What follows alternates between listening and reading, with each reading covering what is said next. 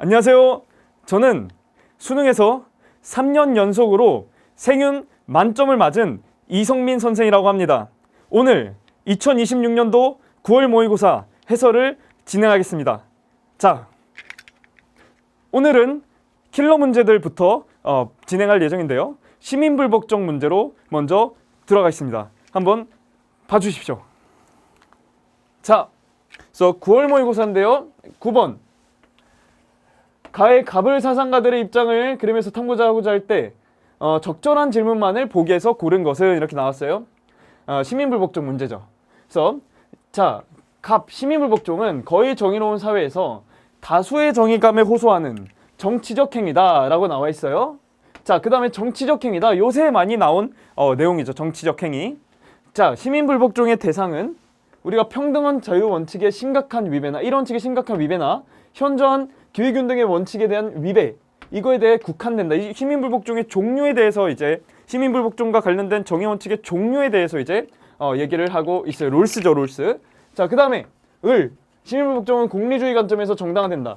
우리 이 불복종 행위가 실패해서 반작용을 불러일으킴으로써 다른 수단으로 성공할 가능성을 감소시킬 위험을 고려해야 된다.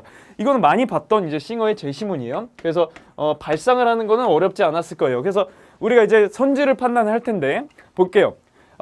기억, 합법적 권위에 맞서는 의도적 불법 행위는 정당화될 수가 있는가라고 이제 나왔는데, 이거는 이제 요새 많이 6월 모의고사 때부터 계속해서 나왔던 이제 선지죠. 그래서 합법적 권위에 맞서는 의도적 행위, 이게 이제 우리가 6월 모의고사 제시문에 나와 있는 롤스의 표현으로서 맞는 거고, 이거는 이제 싱어가 X라고 보기가 어려워요. 그동안 우리가 법과 민주주의에 대해서 뭐 존중 감수다 이런 말은 했긴 했지만, 합법적 권위에 맞서는 불법 행위, 이거는 이제 그냥 시민불복종을 가리키는 거거든요.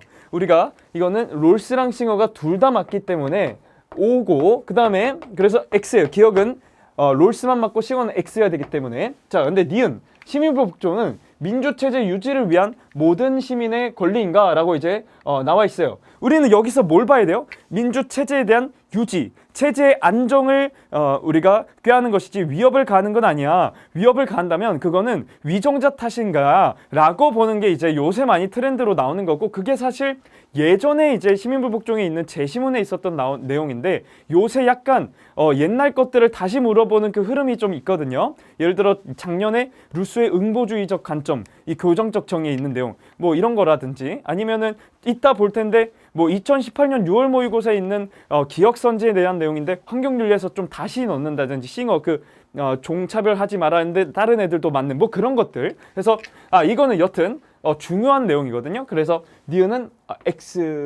니은은 맞죠. 체제에 대한 유지를 위한 모든 시민의 권리인가라는 거죠. 체제, 이거는 옆에다 쓰는 거는 우리가 이 니은에다가 여기다 쓸 건데, 이 체제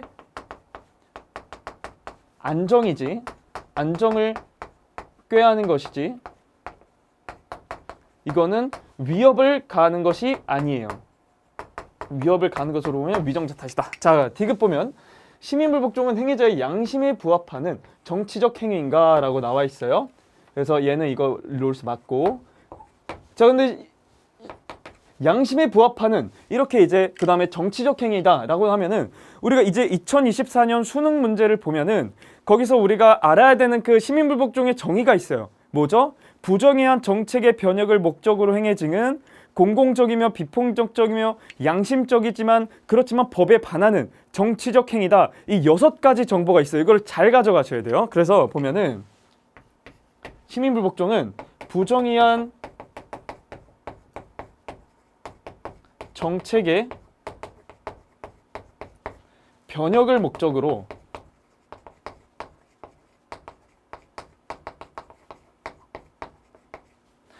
행해지는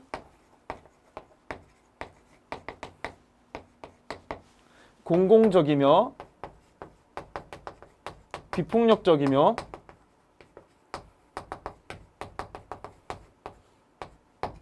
법에 반하는 양심적인, 그렇지만 법에 반하는, 벗이에요.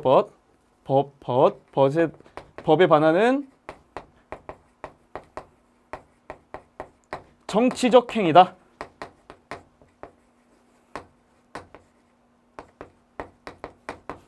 라고 이제 봤어요. 그래서 우리가 이제 쭉 우리가 볼 텐데, 공공적이며 이 양심적이며라는 것을 우리가 볼 수 있고, 그 다음에 우리가 이제 양심적이라는 걸 우리가 좀 봤을 때 법에 대한 존중 내에서라는 표현에서 공공적이며 비폭력적이며 처벌 감수에 대한 내용인데, 우리가 이제 공공적이며 비폭력적이라며 그 내용이 자기가 자기가 주장하는 게 양심적이라는 거를 우리가 스스로 확신하기가 어렵기 때문에 다수에게 호소하는 과정에서 양심에 대한 확신을 할 수 있어. 이게 뭐죠? 성실성에 대한 보증이야. 이거는 이제 처벌 감수 같은 경우는 항의의 진정성, 이게 이제 중요한 건데, 우리가 이 법 보면은 여기에서 보면은 공공적이면 비폭력적이면 이런 거에 대해서 좀 얘기를 하면은, 우리가 법에 대한 충실성의 한계 내에서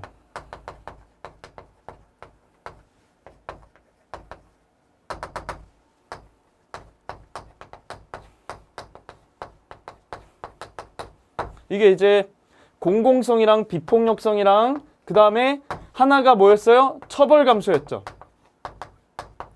그러니까 이거는 쭉 한번 써드릴게요. 공공성이랑 비폭력성이랑 그 다음에 처벌 감수였어요. 자, 이때 이게 이제 성실성에 대한 내용이 나왔어요. 성실성에 대한 내용. 양심적인 거에 대한 확신, 성실성. 그 다음에 이게 항의에 대한 진정성, 뭐 이런 건데, 그래서 우리가 이거에 대해서 좀 생각을 해도 요새 많이 나오는 게 이거예요. 그래서 양심적이다, 양심에 부합한다, 이런 것들은 그냥 웬만하면 거의 다 맞는 거거든요. 롤스든 싱어든. 그래서 여튼 맞는다. 그래서 근데 왜 나왔는가라고 생각을 했을 때 좀 이거를 좀 분석해 보면 요새 나오는 것과 좀 연결시켜서 생각을 해보면은 여튼 맞는 표현이다. 이렇게 이제 볼 수가 있다. 그 다음에 리을, 다수가 공리 증진을 위해서 합의한 정책에 대한 불복종은 우리가 불가능한가? 이거면은 불복종 불가능해라고 하는 거는, 우리가 이 싱어를 생각했을 때 51%가 맞으면 49%도 맞을 가능성이 있다라고 해서, 롤스처럼 처음에는 원칙적으로 다수의 의견에 다수의 원칙에 대해서 잘 따르는 거, 그거를 이제 싱어도 이제 인정을 해요. 그렇죠? 우리가 대의민주주의가 법을 만드는 것을 우리가 그런 원칙적으로 이 대의민주주의 다수의 원칙에 의해서 만들어진 법에 대해서 우리가 잘 복종해야 돼. 이런 거에 대해서는 원칙적으로 동의해요. 그러나 그게 49%도 옳다는 거, 51%가 맞으면 그런 내용 때문에 이제 시민 불복종에 대해서 얘기하고, 거기서 우리가 너무 누가 봐도 그런 일이야, 옳지 않은 일이야, 이거 아니면은 진정한 다수 의견이 반영이 안 됐어. 이 두 가지에서 보통 이제 시민불복종을 얘기하겠죠. 그리고 두 번째에서 보통 이제 시민불복종에 대한 내용을 많이 이제 싱어가 원전에서 얘기를 하는데, 그때 이거는 그 내용을 볼 때 이거는 X라고 볼 수 있겠죠. 그래서 불복종은 불가능하지 않다.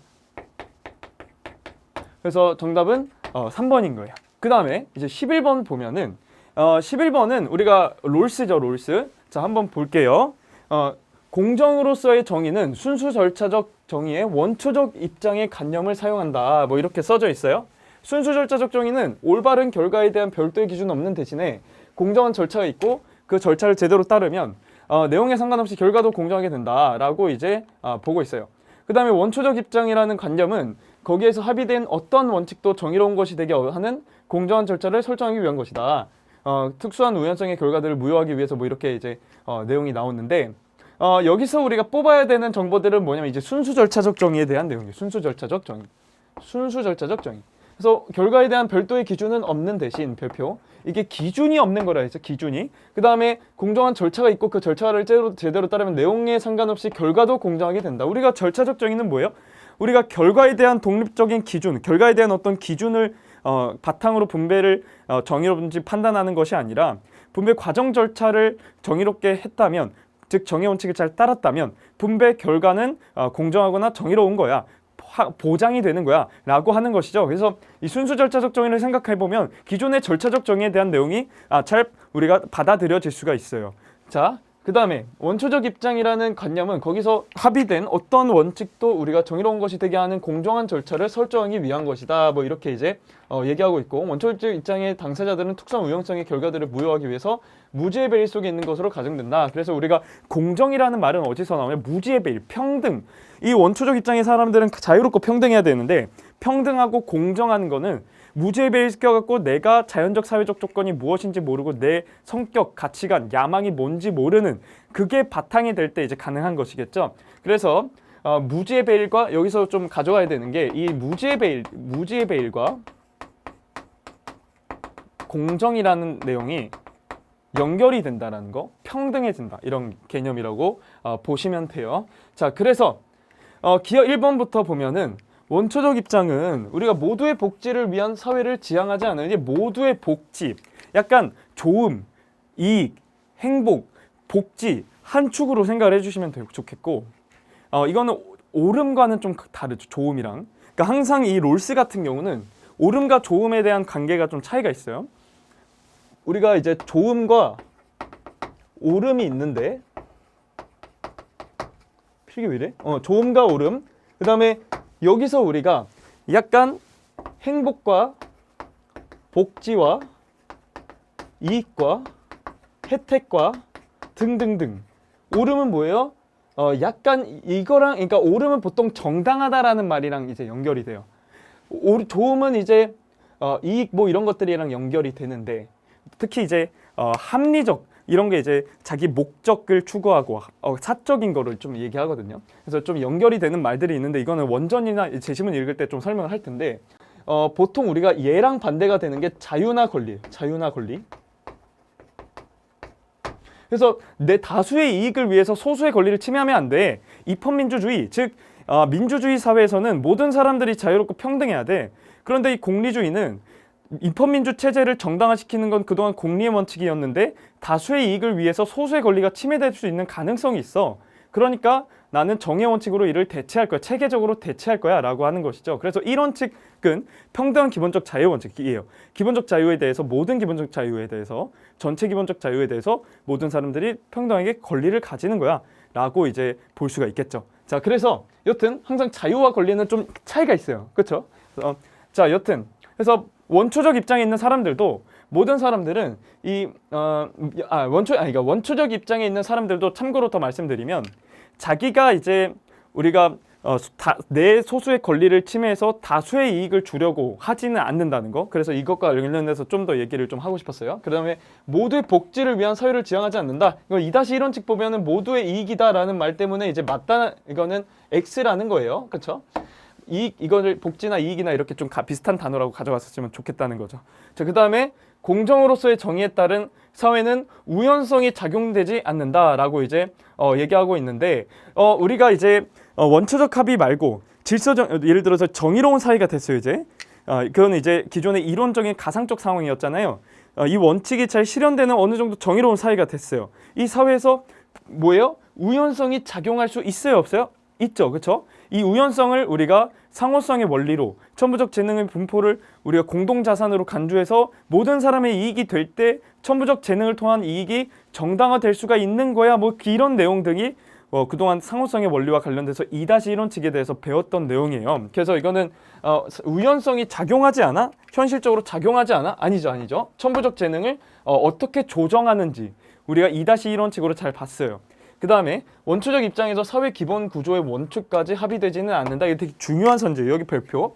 그래서 사회 기본 구조의 원칙이 뭐예요? 우리가 그동안 제시문을 잘 공부했다면 기본 구조, 즉 권리와 의무를 배분하고 이익과 부담을 배분하는 방식. 그러니까 권리와 의무를 할당하고 이익과 부담을 배분하는 방식, 이게 기본 구조예요. 정의 원칙은 기본 구조에 적용된다 라고 이제 제시문에 있어요. 그래서 이거는 뭐냐면은 기본 구조의 원칙이란 건 뭐예요? 정의 원칙이죠. 정의 원칙을 원초적 입장에서 합의하지 않아요? 합의하죠, 그렇죠? 그래서 이거는 X인 거예요. 이거를 우리가 제시문을 읽었다면 이렇게 끄집어낼 수 있어야 된다는 거예요. 그 다음에 순수 절차적 정의에는 분배 결과가 정의로운지 판단할 근거가 있다. 이게 이제 3번, 4번이랑 헷갈릴 수가 있는데 순수 절차적 정의는 분배 과정과 절차가 공정하면 결과는 공정하거나 정의로운 거예요. 근데 이거는 기준이 없다지 근거가 없다는 건 아니에요. 분배 과정에 대한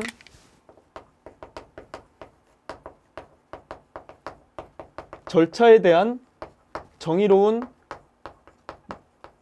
판단하는 기준이 있어요.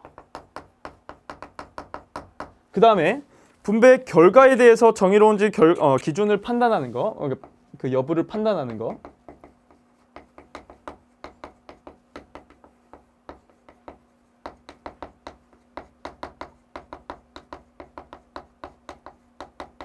정의로운지 판단 기준 똑같은 거예요. 말은 자, 이때 이제 우리가 과정 절차에 있어서 정의로운 기준이 있고 결과에 대해서 기준이 없다라는 게 순수 절차적 정의인데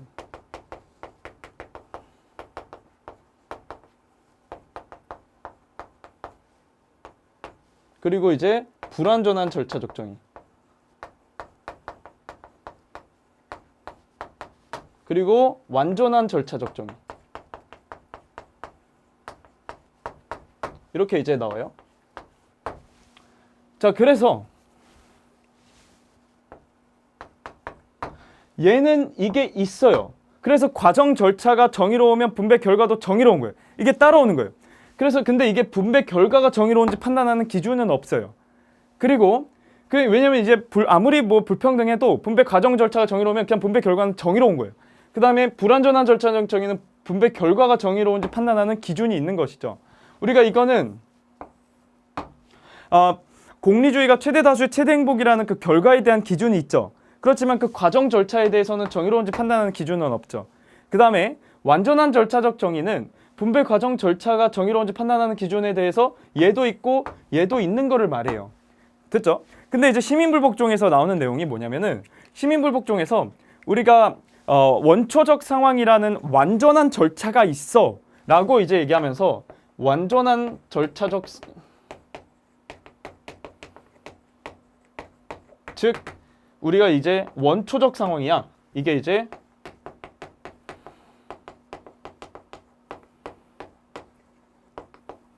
이게 있어. 자, 그래서 얘는 정의 원칙을 이렇게 도출하잖아. 그래서 얘는 과정 절차에 완전한 기준이 있기 때문에 우리가 얘는 우리가 순수 절차적 정의라고 볼 수가 있는 거야 라는 것이죠. 이 정의 원칙은 순수 절차적 정의예요. 순수 절차적 정의.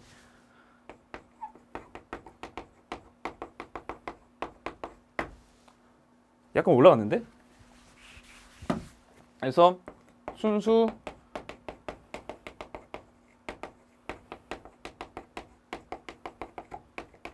정의다. 됐죠? 그 다음에 이게 불완전한 절차적 정의가 있는데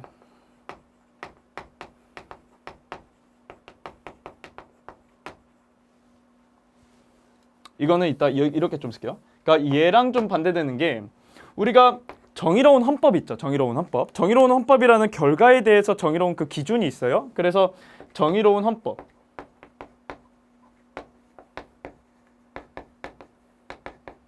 근데 이거는 기준이 없어요. 그러니까 과정 절차에 대해서는 완전한 그 절차가 없어요. 기준이 없어요.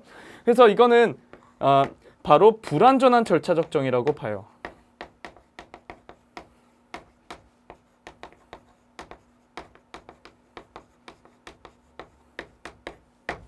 그래서 이거 보면은 불완전한 절차적 정의는 결과에 대한 기준이 있죠. 얘는 없어요. 됐죠? 그 다음에 이게 약간 그 중간에 애매한 게 뭐냐면은 우리가 이제 시민불복종을 하는 거는 결국 법률이잖아요. 근데 법률은 우리가 정의로운 법률이 그 기준이에요. 정의로운 법률. 정의로운 법이에요. 그럼 결과에 대한 기준이 있어요. 정의로운 기준이 있어요. 그럼 이거를 보장해줄 완전한 절차가 있느냐? 그렇지 않아요. 그래서 사실 불완전한 절차적 정의의 성격이 있어요. 자, 그런데 우리가 이거를 보장해줄 만한 건 없기는 하지만 완전한 절차가 없기는 하지만 그렇지만 최선의 절차가 있어요. 최선의 절차가 있다.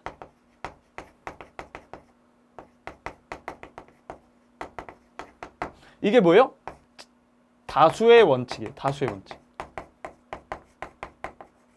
뭐예요? 국회의원들이 법률 만드는 거예요. 입법하는 거예요. 이거는 최선이에요. 최선.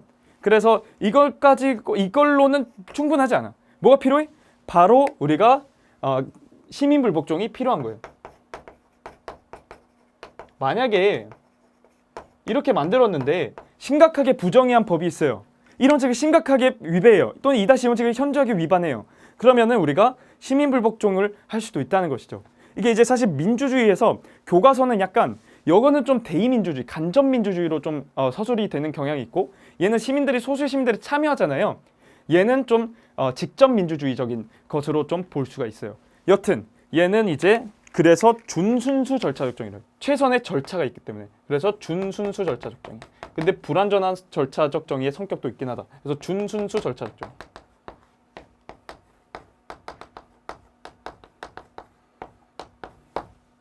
네, 됐죠?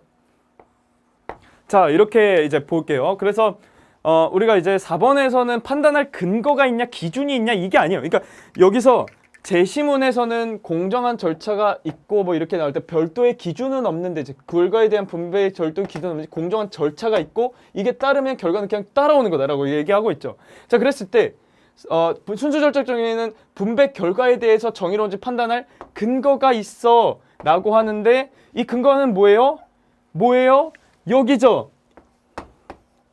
공정한 절차가 있고 절차를 제대로 따르면이에요. 면. 됐죠? 그래서 이거는 이 주장에 대한 근거라는 거예요. 쉽게 말해서. 그래서 이거는 분배 과정이 또는 절차가 정의로운 거야.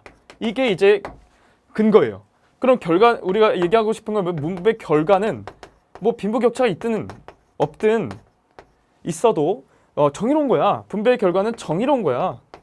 라고 이제 이게 근거라고 하는 근거. 그러니까 기준과 근거에 대한 말을 좀 잘 구별을 해야 되겠죠. 자, 4번. 무죄 베일 속 개인은 자신이 선을 추구할 수 있는 존재임을 이제 모른다라고 하고 있는데, 이거는 우리가 무죄 베일에서 특정 지식에 대한 무죄에 대해서 우리가 알고 있는데 한 두 가지 꼴로 이제 정리를 했으면 좋겠어요.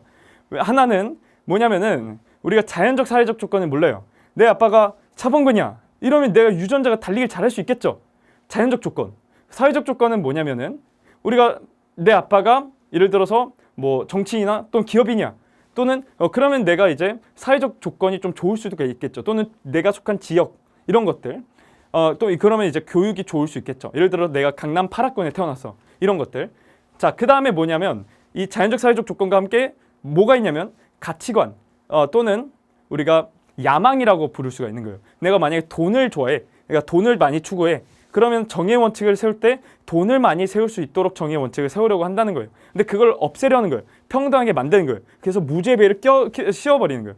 아시겠죠? 그래서 이거는 내가 선을 추구할 수 있는 존재임을 모른다. 이거는 우리가 상호 무관심적 합리성이라는 원초적 상호의 다른 조건이랑 좀 섞어서 만든 선지인데 이건 아니죠. 그래서 무죄배일의 그 특정 지식에 대해서 암기가 돼 있으면 이건 헷갈릴 수가 없어요. 됐죠? 자, 그럼 다음 문제 한번 볼게요. 자, 19번은 우리가 이제 국가권이 정당한 윤리인데요. 자, 갑은 이제 주권자는 사람들이 자연법에 따라서 계약을 통해 세운 인격이다. 이제 자연법. 자연법은 홉스가 볼 때 이성을 통해 세운 일반적 원리, 그러니까 이성을 통해 파악한 일반적 원리라고 보시면 돼요. 그 다음에 국가를 설립하는 목적은 불신과 공포가 이제 만연한, 그렇죠? 우리가 만물에 대해서 만인이 권리를 가질 때 우리는 공포라는 정념을 느끼고 이성을 통해 자연법을 파악하고 평화를 추구하게 돼 있어요. 그래서 전쟁 상태를 벗어나 자기 보존을 보장받는 것이다. 우리 모두는 자신의 인격을 일반 의지의 지도 아래 둔다. 그래서 단체로서 각 구성원을 국가의 분리 불가능한 부분으로 받아들인다. 이게 이제 전체 계약에 대한, 그러니까 다시 결합 계약에 대한 내용이에요. 결합 계약. 그래서 요새 많이 나오는 수능 완성에서 나오는 결합 계약이라는 내용이다. 이걸 잘 가져가셨으면 좋겠고, 그래서 그리고 자연적 자유를 내려놓고 도덕적 자유를 확보한다. 이렇게 대체하는 거죠. 그래서 이거는 우리가 많이 발상은 그렇게 어렵지 않았을 것 같아요. 홉스랑 루소예요. 자, 그 다음에 기억 보면은 사회계약은 자유가 없는 자연 상태. 우리가 이거 항상 제가 조심하랬죠. 뭐냐면은 사회계약은 자유가 있을까요, 없을까요? 자유가 있다. 이게 이제 홉스 같은 경우는 전쟁 상태니까 개인은 자유가 없을 거야 라고 이제 생각을 할 수가 있는데, 만인이 만물에 대한 권리를 지니는 거예요. 제시문만 봐도 공포를 왜 느끼냐면 만인이 만물에 대해서 권리를 가지니까. 우리가 이제 자기 보존을 위해서 자연권, 자기 보존권이었잖아요. 이 자기 보존을 위해서 수단과 방법을 가리지 않아도 돼요. 그래서 예를 들어서 제가 가다가 뒤에 누가 칼을 꽂아요. 그러면 이제 그때는 우리가 이 자연 상태에서는 이거는 선도 없고 악도 없고 정의도 없고 부정의도 없고 문제가 없어요. 내 신체를 타인의 손에 있어요. 내 신체는 타인의 손에 있어요. 반대로 타인의 신체도 내 손에 있어요. 칼을 누가 서로 찔러도 문제가 없어요. 그래서 이거는 자유가 너무 많아서 문제지 자유가 없어서 문제인 거 아닌 거예요. 자유가 타인의 신체까지 내 손에, 내 신체까지 타인의 손에. 그래서 자유가 없는이 아니라 자유가 있는이다. 자유와 권리가 있다. 그리고 참고로 홉스는 사회 상태도 자유와 권리가 있다는 거, 요새 많이 나오는 거. 그러니까 절대 주권과 개인의 자유는 양립불가의 뭐 이런 게 있는데 그때도 자유는 있는 거예요. 그래서 홉스는 이거는 X다. 그 다음에 홉스가 오해된가? 사회계약은 계약 주체 모두의 힘과 의지를 하나로 결집한다. 이게 약간 뭔가 주권을 우리가 넘기는 거, 양도하는 걸 많이 들었는데, 그러니까 자신의 자연권을 양도해서 이제 주권에 대해서 이제 만들어지고 그런 개념을 우리가 계속해서 배웠는데, 뭔가 이거는 누가 말을 해요? 자신의 모든 것을 양도한다. 누구예요? 루소가 얘기하는 건데 우리가 홉스도 맞을까?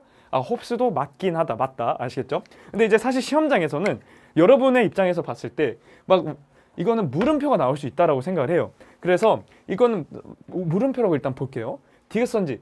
정치 질서는 이성에 따른 평등한 개인들의 약속에 근거한다. 그래서 우리가 사회계약은 모든 사람들이 자유롭고 평등한 상태에서 계약을 맺는다라고 보시면 되는데, 이때 이제 이성에 따른이라는 게 여기서는 좀 의미 있는 정보라는 거죠. 다 이때 이성을 사용한다라는 점에서 홉스, 로크, 루스가 공통적이라고 보셔야 돼요. 그래서 B는 맞다. 그 다음에 이거는 평등한 개인들이 약속을 하죠. 자발적으로 동의하고 계약하고 합의하고, 이게 같은 말이에요. 동의, 계약, 합의. 그래서 우리가 사회계약을 맺는 거죠. 그 다음에 이제 리을 선지는 사회계약에도 불구하고 국가에 양도하지 않는 권리가 있다라고 하는데, 사회계약에도 불구하고 양도하지 않는 권리가 뭐가 있어요? 누가 생각나요? 지금 이걸 보고 루소가 그랬나? 내가 뭐 배웠나? 내가 잘못 배웠나? 모른가 나? 이렇게 판단하면 안 돼요. 그러니까 이거 누가 판단해서 물음표를 누구야? 라고 하면 누구예요? 홉스죠. 홉스가 자기가 생명보존권을 가지고 있는데 국가가 이제 자기 생명의 보존에 대해서 침해하려고 그래요. 그럼 이거에 대해서 저항까지는 아니죠. 저항이라는 거는 우리가 국가 권력에 대해서 해체하는 것과 관련이 되어 있어요. 국가에 대한 해체와 관련이 되어 있어요. 근데 이거는 이 불복종할 수 있는 권리까지는 있다는 거예요. 그러니까 내 생명의 보존을 생명 보존을 침해하려 할 때 불복종할 수 있는 권리, 저항권은 아니다. 국가 해체까지는 아니다. 아시겠죠? 그래서 이거는 X다. 자, 그랬죠? 루소 판단하고 막 그러지 말고 홉스 말로는 충분히 가능하다. 그래서 니은도 맞다는 거. 이거는 이제 지식으로 가져가시면 돼요. 아시겠죠? 그래서 정답 3번이다. 자, 그다음에 5번은 우리가 이제 형벌, 교정적 정의에 대한 내용이죠. 그렇죠? 그래서 갑은 우리가 정의는 이 어떠한 대가로도 매도되면 정의이기를 그친다. 몇몇 이익을 끌어내는 걸 생각하기 전에 범죄는 형벌을 받아야 될 상태에 있어야 된다. 예. 그래서 이제 형벌의 법칙은 정언명령이다. 그렇죠? 그래서 이 이익보다 중요한 게 뭐예요? 정의 실현인 거예요. 이익보다. 아시겠죠? 아까 제가 옳음과 좋음 얘기했었는데 얘는 뭐냐면은 정의가 이 눈에는 눈, 이에는 이라는 탈리오의 법칙이 실현되는, 즉 응보의 원리가 실현되는 것이 곧 정의예요. 응보가 곧 정의예요. 응보의 실현이 곧 정의예요. 뭐 이걸 정보를 통해서 뭐 이익을 끌어내고 말고 이게 중요하지 않죠. 정의 실현이 이제 중요하죠. 형벌은 그래서 정의 실현을 위한 어떤 수단으로서 이제 얘기하고 어떤 그런 거예요. 응보의 원리에서 형벌을 내리는데, 그래서 칸트예요. 칸트. 자, 그 다음에 정의는 만인의 행복에 무한한 영향을 미치는 방식을 말할 뿐이다. 그러니까 여기서 중요한 거는 뭐예요? 제시문만 봐도 옳음과 좋음의 관계가 나오죠. 칸트는 우리가 다른 내용에서 좀 볼 수 있는데, 선해지는 행복을 위한 자격 조건을 제시한다 라는 거예요. 도덕은 행복을 위한 자격 조건을 제시한다. 옳음과 좋음 중에 뭐가 중요한 거예요? 옳음이 중요한 거죠. 그래서 롤스도 이거에 대해서 이제 영향을 받아서 옳음이 좋음에 선행한다 라고 얘기를 해요. 그러나 공리주의는 뭐죠? 도덕은 그냥 행복을 위한 수단인 거예요. 그래서 좋음이 중요한 거예요. 그래서 우리가 이제 목적론적 윤리와 의무론적 윤리가 좀 차이가 있어요. 목적론적 윤리는 아리스토텔레스 또는 이제 공리주의 같은 것이고, 여기서는 이제 의무론적 윤리설이에요. 옳음과 조음의 관계가, 여기서는 옳음이 중요해요. 도덕이 행복보다 중요해요. 그러니까 어떻게 보면 이렇게 간다라고 보시면 돼요.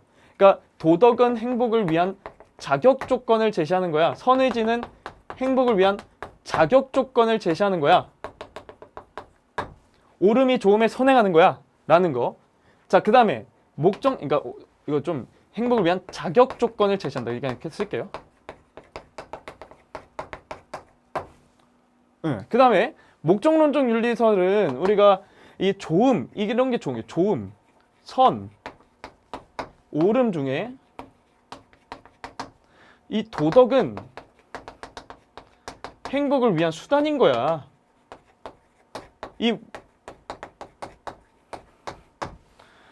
됐죠? 그래서 옳음이 그냥 조음이 더 중요한 거예요. 조음이. 자, 그래서 여기서도 사실 칸트랑 베카리아인데, 이거는 사실 베카리아의 옷을 입은 공리주의죠. 공리주의. 그래서 이것도 보면 그냥 제시문만 봐도 옳음과 조음의 관계예요. 그래서 좀 중요한 선지가 여기랑 연결이 돼 있어요. 특수의사의 총체인 이제 일반 의사를 대표하며, 그래서 이제 생명박탈권 양도하지 않아, 정당하지 않아, 옳지 않아, 사형은 옳지 않아, 뭐 이런 내용이죠. 형벌권은 개인이 각자 공탁한 최소한의 몫의 합이다. 그렇죠? 우리가 우리의 자유의 최소한의 몫을 양도해서 우리가 공공의사에 대해서 이제 얘기를 했던 그 베카리아 입장은, 내가 생명박탈권을 양도했겠느냐는 거예요. 생명박탈권을 양도한 거는 모든 내 최대한의 자유예요. 최대한의 자유. 그래서 이거는 옳지 않아, 정당하지 않아, 이렇게 얘기를 해요. 사회계약론적으로. 그리고 공리주의적으로 좋지도 않아. 이게 예방 효과도 없어. 형벌을 해가지고 범죄자에 대해서 교화하거나 우리가 이제 범죄자가 아닌 일반인들에 대해서 우리가 예방하는 효과가 이제 공리주의가 추구하는 그 선이죠. 그쵸? 근데 그걸 생각을 했을 때 효과적이지도 않아. 종신노역형이 더 나아. 이렇게 얘기했었죠. 아무튼. 그래서 그 이상의 것은 정의가 아니다. 이렇게 얘기하고, 그 이상의 것은 정의가 아니다가 이제 중요한 내용이죠. 그 이상의 것은 정의가 아니다. 그러니까 너무 이제 과하게 처벌을 하지 말라는 거죠. 최근에 이제 나오는 표현이랑 연결이 되는 내용이라서 잘 가져가셨으면 좋겠어요. 그래서 우리가 이제 기억은 범죄에 상응하는 형벌도 정의에 부합하지 않을 수 있음을 간과한다라고 얘기하고 있는데, 범죄에 상응하는 형벌이 중요하죠. 그쵸? 칸트는 이걸 중요하게 생각해요. 그리고 이게 정의에 부합하지 않을 수 있어 라고 하는 거는, 이거는 응보주의적 관점에서 형벌을 내리는 게 꼭 정의로운 건 아니야 라는 말이에요. 1번은. 이거는 오히려 공리주의가 할 말이죠. 이거는 꼭 응보주의 칸트가 할 말이 아니에요. 그래서 1번은 X고, 정의에 반하는 이제 개인의 욕망은 형벌로서 억제함을 간과한다. 그쵸? 우리가 이제 욕망이 생각나는 건 조음이에요, 옳음이에요? 조음에 해당하는 거예요. 우리가 이제 롤스도 자기가 말하는 선이란 개념은 합리적 욕구의 만족이다 라고 얘기해서, 공리주의가 바라보는 선과 사실상 이거는 같다고 얘기를 하기는 해요. 자, 근데 이제 옳음과 조음의 관계가 좀 틀린 거죠. 다른 거죠. 그래서 욕망에 대한 내용에 정의에 반하는 거예요. 근데 욕망을, 그거는 이제 우리가 형벌로서 억제를 해야 된다라는 거죠.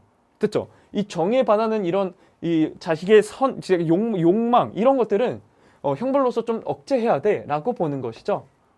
근데 그거를 우리가 베카리아도 아니야, 형벌로서 억제하면 안 돼, 무한적으로 추구해야 돼, 이렇게 얘기하겠어요? 아니겠죠.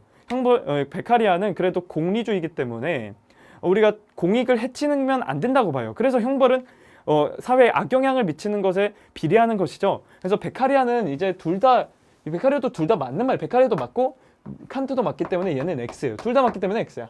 그 다음에 이제 형벌은 시민에게 두려움을 주어야만 주엉에 부합함을 강조한다. 저도 이게 시험장에서 봤을 때 이게 뭐냐면은 이런 게 있었나? 하는 거예요. 그럼 뭐 어떻게 돼? 물음표로 하는 거예요. 아시겠죠? 우리가 이걸 X라고 칠 만한 뚜렷한 근거를 여러분이 가지고 있나요? 지식이 있나요? 없으면 물음표를 쳐야 되는 거예요. 별표. 그래서 지식이 있어도 사실 할 수가 있다요. 그래서 범죄의 경중은 공리를 해치려는, 자, 여튼 이 두려움이란 게 뭐가 생겼나요? 베카리아가 생각하는 예방이죠. 예방. 우리가 이제 종신노역형은 지속성이 있어. 그 다음에 이제 공개성이 있어.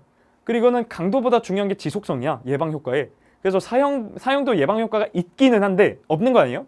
있기는 한데 종신노역형으로 할 수 있어. 이거를 예방할 수 있어. 그게 더 효과적이야. 라고 보는 공리주의적 입장의 근거였죠. 그래서 이거는 우리가 두려움을 주어야만 뭐 이렇게 했을 때 아 예방으로 볼 수 있지 않나? 하고 아 응보주의와 공리주의의 쟁점인가? 하고 혹시 모르니까 물음표 쳐야 되는 거예요. 자, 그 다음에 범죄 경중은 공리를 해치려는 범죄자의 의도에 따라 판단되어야 한다. 그러니까 여기서 우리가 예민하게 봐야 될 게 뭐예요? 의도예요, 의도. 우리가 앞에서 이제 서양윤리 단원에서 공리주의랑 이제 칸트의 의무론에 대한 입장에 대해서 비교를 했을 때 그 쟁점이 뭐였어요? 우리는 이제 결국 행위의 내적 의도 동기냐, 행위의 외적 결과냐, 그걸 기준으로 도덕성을 판단하는 것이었죠. 공리주의는 외적 결과예요. 의무론은 의지예요, 의도예요, 선의지예요. 이 선의지, 우리가 이제 아프리오리, 선엄 이거에 대한 얘기를 하는 이유는 우리가 선한 거는 결과 무관한 걸 결과를 고려해서 막 하는 걸 우리가 봤을 때 그걸 선하다고 보는 건 이성이 생각했을 때 순수성, 순수성, 진정성 뭐 이거에 대해서 이제 한계가 있어 뭐 이런 내용이 좀 앞부분에서 제가 얘기를 하긴 했는데 좀 간략하게 언급하고 넘어갈게요. 여튼 그래서 이거는 이따가 더 얘기할게요. 서양윤리 때. 그래서 의도 동기. 그러니까 결론은 칸트 같은 경우는 선의지가 중요해서 의도가 선한 게 중요한 거예요. 결과를 기준으로 하는 거는 진정성, 순수성 이런 거에 대해서 약간 한계에 대한 언급이 실천 윤리상, 영의상학 정초의 앞부분에 좀 있어요. 그래서 의도 동기 이게 이제 결과와 이제 차이가 있죠. 그래서 이거는 우리가 B는 이제 의도 동기를 중요하지 않아요. 최근에 이제 많이 기출에서 나온 반이었죠. 그래서 의도가 아니라 결과죠, 오히려. 자, 그 다음에 우리가 형벌은 범죄를 예방 그리고 아무튼 의도를 기준으로 선악이 갈리는 게 아니에요. 공리주의는. 자, 그 다음에 형벌은 범죄를 예방하기에 충분한 정도를 능가하여 부과해야 된다. 이런 게 이제 제시문을 읽으면 우리가 판단할 수 있는 거죠. 그래서 모르면 어떻게 된다? 선지를 볼 때 시험장에서 모르는 게 나아요. 그럼 어떻게 해야 돼요? 내 뇌로 들어가 볼까? 이것보다는 그러니까 당연히 뇌로 들어가겠지만 다시 혹시 모르니까 제시문으로 가는 거예요. 아시겠죠? 당연히 뇌로 가는 건데 혹시 모르면 눈을 위로 돌리는 거예요. 돌리면은 그 이상의 것은 정의가 아니다 라는 거죠. 너무 과도하게 처벌을 하면 안 돼요. 그러니까 충분한 정도의 이제 정도를 능가해서 부과하면 안 된다는 거예요. 아시겠죠? 그래서 이것도 X다. 이거는 베카리아는 옳다. 근데 이제 칸트가 이거를 O라고 칸트가 이거를 강간 리가 없어요. 칸트가 처벌 좀 더 해야 돼. 우리가 이제 정당한 이 처벌, 응분의 처벌 그 이상을 좀 해야 돼. 얘는 좀 벌 좀 더 받아야 돼. 뭐 이거 아니에요. 응보의 원리가 실현이 되면 되는 거예요. 그래서 둘 다 과잉해약 금지의 원칙이 있었죠. 과잉처벌 금지의 원칙. 이거는 이제 비례성의 원칙에 대해서 설명을 했을 때도 공통적으로 공정한 처벌의 요건 중 하나로서 제가 설명을 했었어요. 우리가 볼 수 있어요. 수능 특강에 있는 개념으로도 나와요. 자, 그다음에 디귿선지는 형벌은 시민에게 두려움을 줘야 돼. 그래서 이게 예방 효과를 말하는 거구나. 그럴 수도 있겠다 하고 그냥 껄끄러워하면서 넘어가야 돼요. 그래서 정답인 거예요. 이게 아시겠죠? 그래서 두려움. 그래서 결국은 3번 선지의 핵심은 뭐예요? 응보주의냐 공리주의냐. 제시문에서도 이익이랑 이제 정의에 대한 내용이고 행복에 대해서 정의에 대한 내용이잖아요. 결국 제가 베카리아랑 칸트랑 요새 나오는 사회계약론적 관점에서 형벌권의 기초를 구성하는 게 범죄자의 동의야 뭐 이런 어떤 쟁점도 중요하긴 하지만 본질적으로 보면 형벌관에 대한 내용이기 때문에 응보주의, 공리주의 결국 옳음과 좋음에 대한 내용과랑 또 제가 얘기할 수도 있다라고 이제 얘기했던 내용이 좀 있거든요. 그래서 결국 이 내용 응보주의냐 공리주의냐. 자, 됐죠? 그래서 다음 거. 이거는 좀 그냥 이런 게 있구나 하고 보시면 되고 그 문제 위주로 좀 볼게요. 자, 그래서 이거 너무 신경 쓰지 마시고 14번 보면은 이제 환경윤리죠. 환경윤리. 자, 14번은 우리가 제시문을 이제 보면은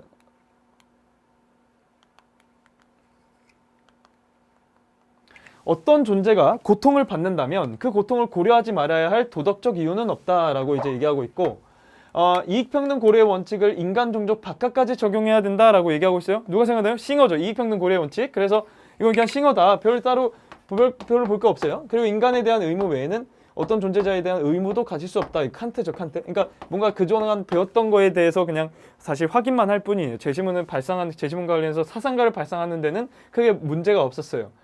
그래서 간사마저 간접적으로는 인간의 의무에 속한다. 결국에는 이제 직접적 의무에 대해서 얘기하고 있고 이거는 간접적 의무인데 결국은 인간의 직접적 의무로 볼 수 있다, 기속될 수 있다. 요새 이게 좀 많이 표현이 수능 완성에서 나오는데 참고로. 자, 그리고 이제 새롭고 복잡한, 그러니까 예를 들어서 늙은 말에 그 노고의 감사의 정을 표해요. 이거는 인간에 대한 직접적 의무로 귀속할 수 있다는 거예요. 왜냐하면은 동물이든 돌멩이든 우리가 인간 아닌 존재에게 함부로 하지 않는 거는 우리가 인간 간의 그 의무를 실천하는 과정에서 인간성을 증진하는 거. 그러니까 결국은 직접적 의무는 결국 인간성 정식이란 말이에요. 인간을 수단으로만 대우하지 말고 목적으로도 대우해, 이건데 우리가 그 인간성을 함양하는 거. 그러니까 결국에는 그게 이제 그러니까 동정심이 거기에 이제 영향을 미칠 수 있거든요. 그러니까 동정심이 인간성을 증진하고 고양할 수 있어요. 그래서 다른 존재에게 막 함부로 하면 안 돼요. 그런 게 이제 많이 배웠던 내용이죠. 그래서 결국 인간의 의무에 속한다라고 얘기할 수가 있고, 새롭고 복잡한 생태학적 상황에 대처하려는 시도로서 윤리의 확장은 일종의 공동체적 본능일 것이다, 필연적인 내용을 하고 있어요. 우리가 인간, 동물, 생명, 그다음에 그러니까 토지, 대지까지 이렇게 이제 윤리가 확장이 되죠. 이게 이제 필연적이라고 보는 거예요. 그래서 이거는 이제 레오폴드. 자, 그다음에 앞으로 윤리는 대지윤리로 나아가야 된다, 이런 거고. 그러니까 이 확장이 되는 게 필연적이라는 말을 기존에 봤던 내용인데 좀 같이 다시 봤으면 좋겠고.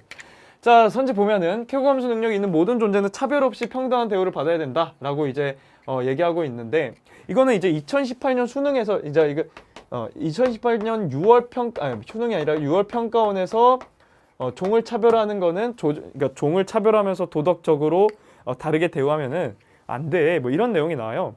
그래서 이거는 이제 우리가 싱어만 만든 걸로 기억선지를 딱 판단하고 문제를 풀어봤더니 틀려요. 아니네? 알고 보니까 이거는 그냥 싱어 이상인 거예요. 5명이 있잖아요. 칸트 이상으로 싱어, 그 다음에 테일러, 레건, 뭐 레오폴드 있잖아요. 다 맞는 말이에요. 그쵸?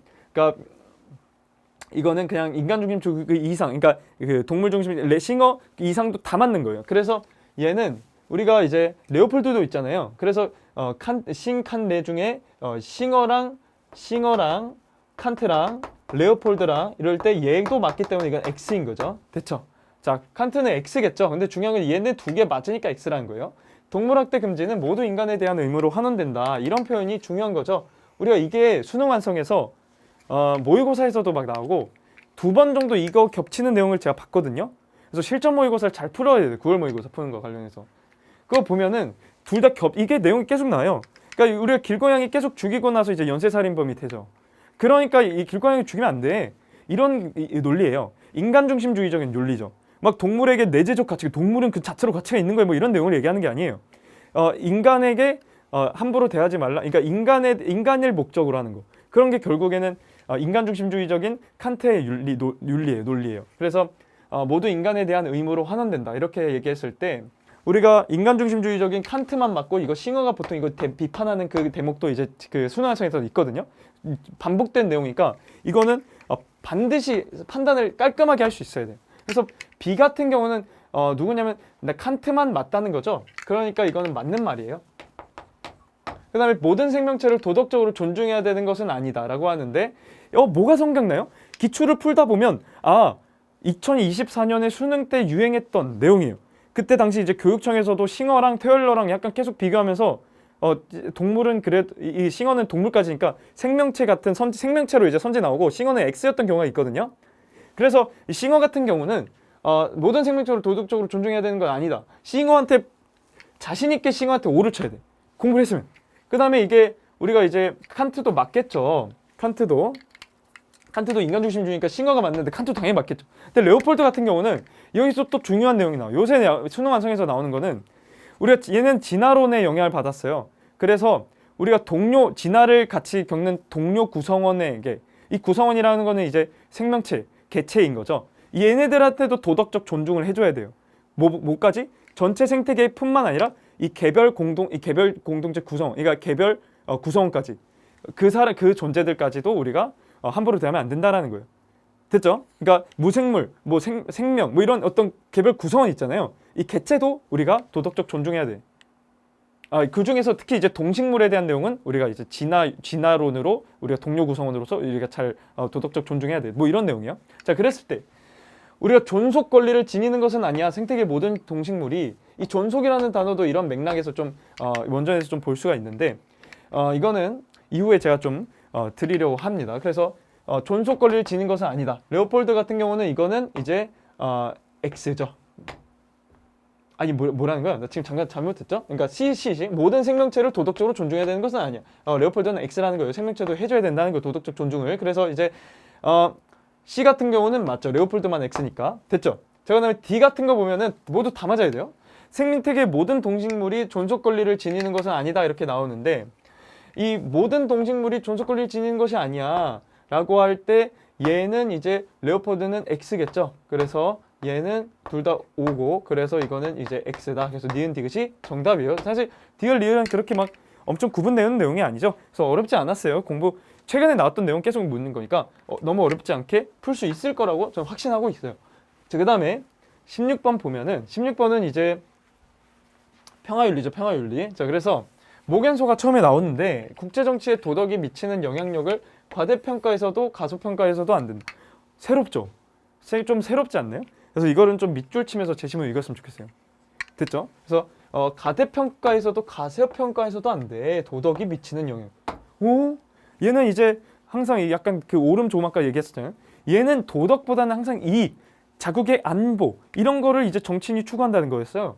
제가 그랬을 때 정치의 도덕은 도덕적이라 생각되는 행위의 정치적 결과를 고려해야 된다. 아, 도덕적이라고 생각하는 행위의 정치적 결과를 고려해야 되는구나. 읽으면서 이런 게 있구나 하고 약간 예민하게 받아들이셔야 돼요. 그래서 숙지하면서 읽어야 돼요. 세력균형 정책은 국가이익이라는 정치적 결과를 겨냥한 이제 행위이다. 아, 국가이익을 이런 정치적 결과에 연결해서 세력균형을 그동안 얘기를 했던 거구나 라고 이제 생각을 해주시면 돼요. 아시겠죠? 자, 그 다음에 모겐소예요. 모겐소. 세력균형 나왔으니까 모겐소라는 거에 대해서 그렇게 이제 어렵지 않았을 것 같아요. 자, 그러면 국가들 간의 자연 상태. 국가들 간의 자연 상태를 벗어나서 법적 상태로 진입하기 전에는 국민들의 모든 권리는 순전히 잠정적일 뿐이야. 뭐가 필요한데 그러면? 뭐가 필요하면은 법적 상태로 넘어가는 게 필요하죠. 자, 이걸 이전에 얘기하기 전에 한번 쭉쭉 설명하면은 칸트는 이제 교정적 정의에서 봤을 때 우리가 베카리아의 그 쟁점에서 대해서도 우리가 공부했을 때 아실 수 있겠지만 국내에서의 평화 실현을 위해서는 우리가 사회계약을 맺어야 돼요. 이 사회계약을 맺는 거가 국제평화에서는 이제 영원한 평화, 즉 영구평화론에서는 우리가 결국은 공화국이라는 걸 만들긴 좀 어려워요. 공화국은 이제 현실적으로는 어려우니까 그런 적극적인 것 대신에 소극적으로 우리가 연맹 체제를 만들어서 자유로운 국가들의 주권을 좀 보장을 하면서 이 연맹 체제에서 이 법을 만들고 이성이 지향하는 건 법이거든요.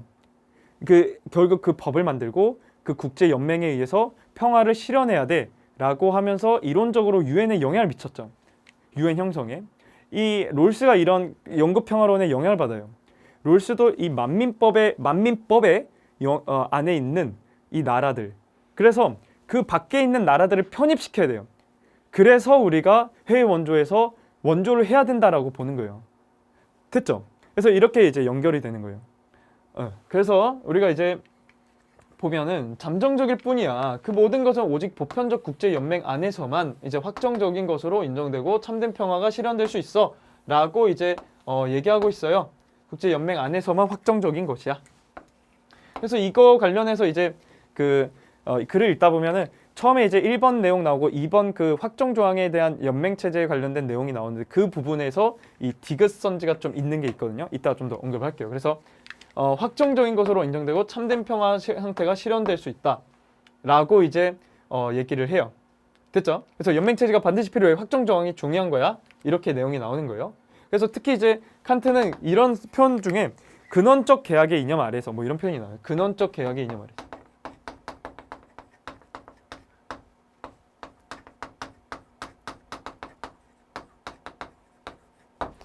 됐죠? 그래서 글씨가 너무 근원적 계약의 이념 아래서.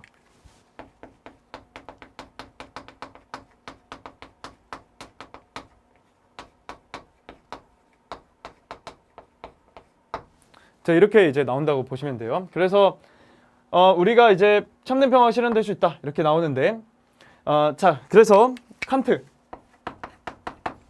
국제정치에서 권력은 권력으로 통제될 수 있다. 모겐소 맞는 말이죠. 그래서 우리가 세력균형, 힘의 균형 이렇게 이제 보시면 되고 세계시민법은 공화국 국민에게만 이제 적용될 수 있어라고 보기 어려워요. 세계시민법은 보편적 우호 조건의 이념에 국한된다. 뭐라는 이런 표현도 있고 우리가 이제 외국인이 왔을 때 환대해주고 교제해줄 수 있는 권리, 환대권, 교제권.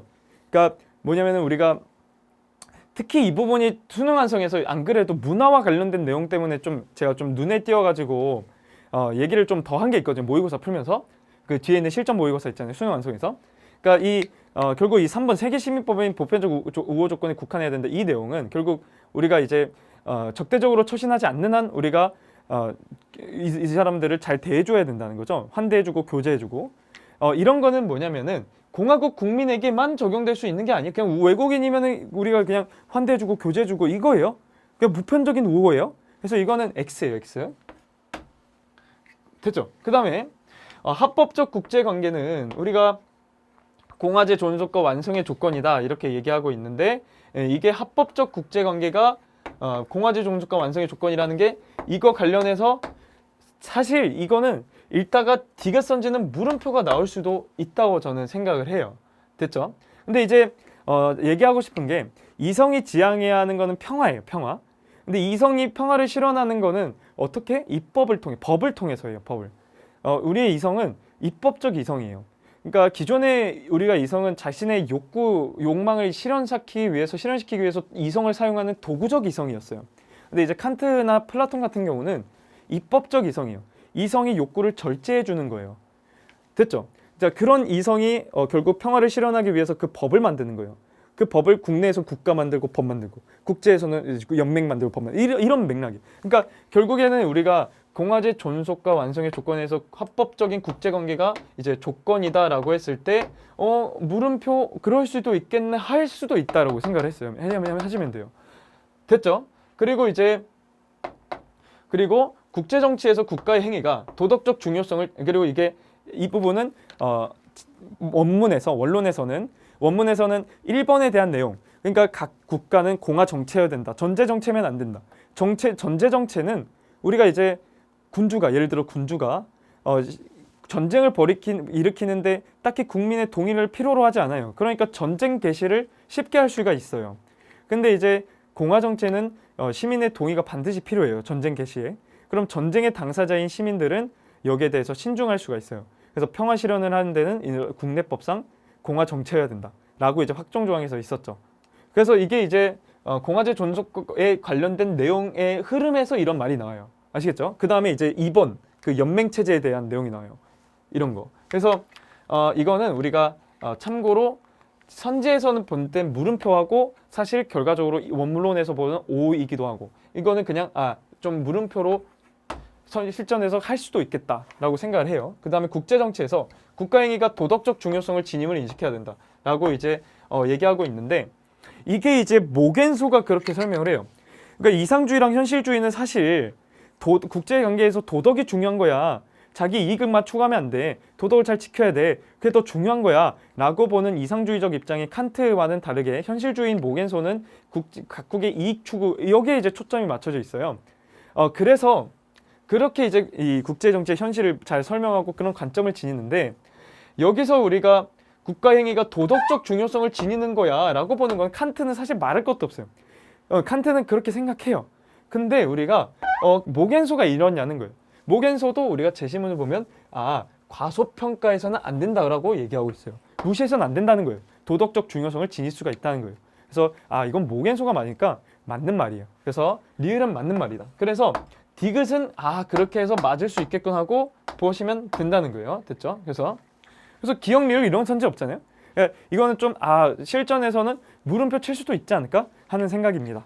자, 질서정연한 만민의 사회. 그래서 이제 이런 칸트의 영원한 평화가 이 롤스의 만민법에 이제 영향을 주는 거죠.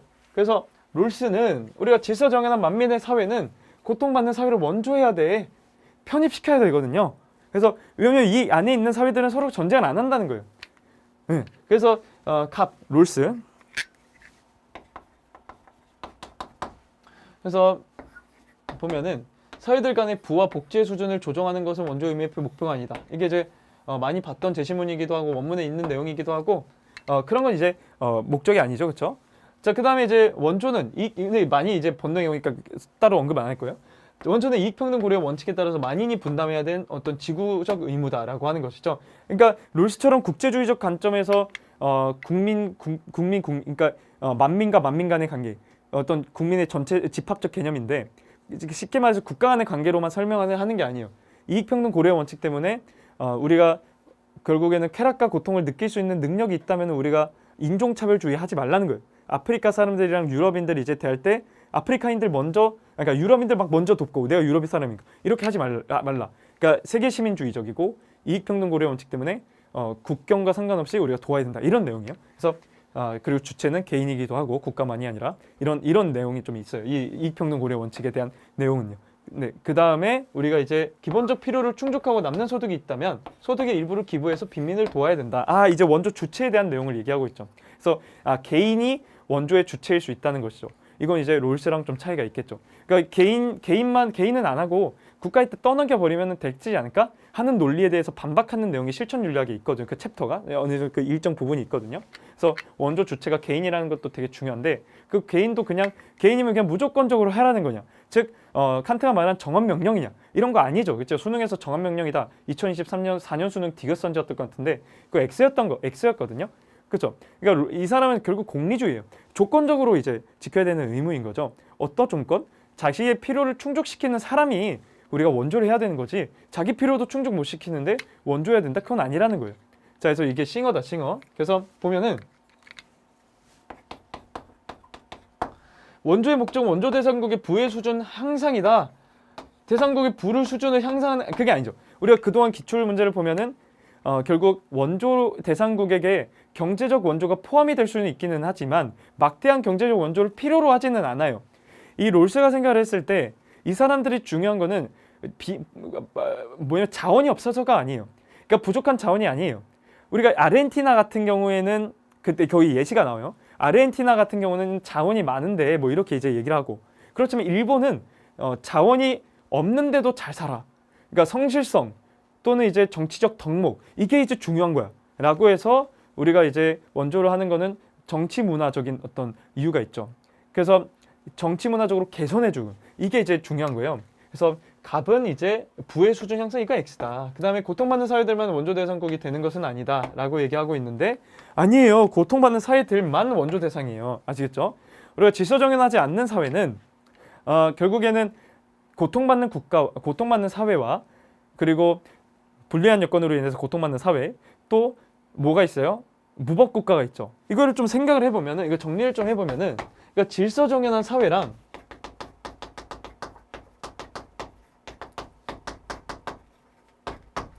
질서 정연한 사회가 아닌 사회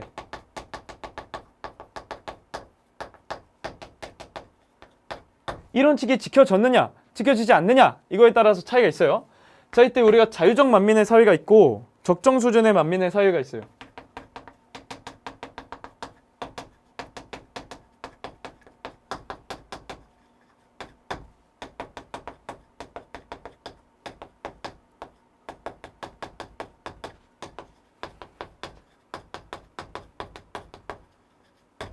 카자니스탄이라고 약간 좀 가상적인 이슬람 국가를 이제 얘기하거든요. 적정 수준의 만민의 사회.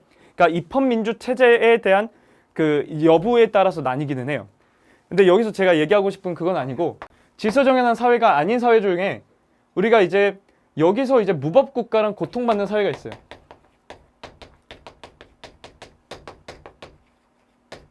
그리고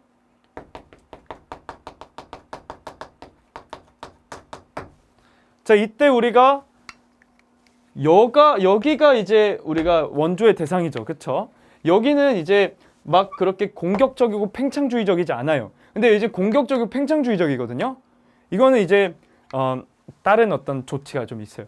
됐죠? 정의 전쟁에 대한 조치가 좀 있는데 자, 아무튼 여기까지만 하고 잠깐 이따가 좀 저 지우고 자, 여기로 다시 좀 돌아갈게요. 그래서 원조에서 원조 주체의 행복 감소는 필연적이지 않다. 이것 좀 얘기하고 싶은 부분이 있어요. 실천 윤리학에서 읽다 보면은 미국에서 그 어린애랑 그 어린애 그 가족들이 이제 같이 가다가 좀 불쌍한 사람 한번 봐요.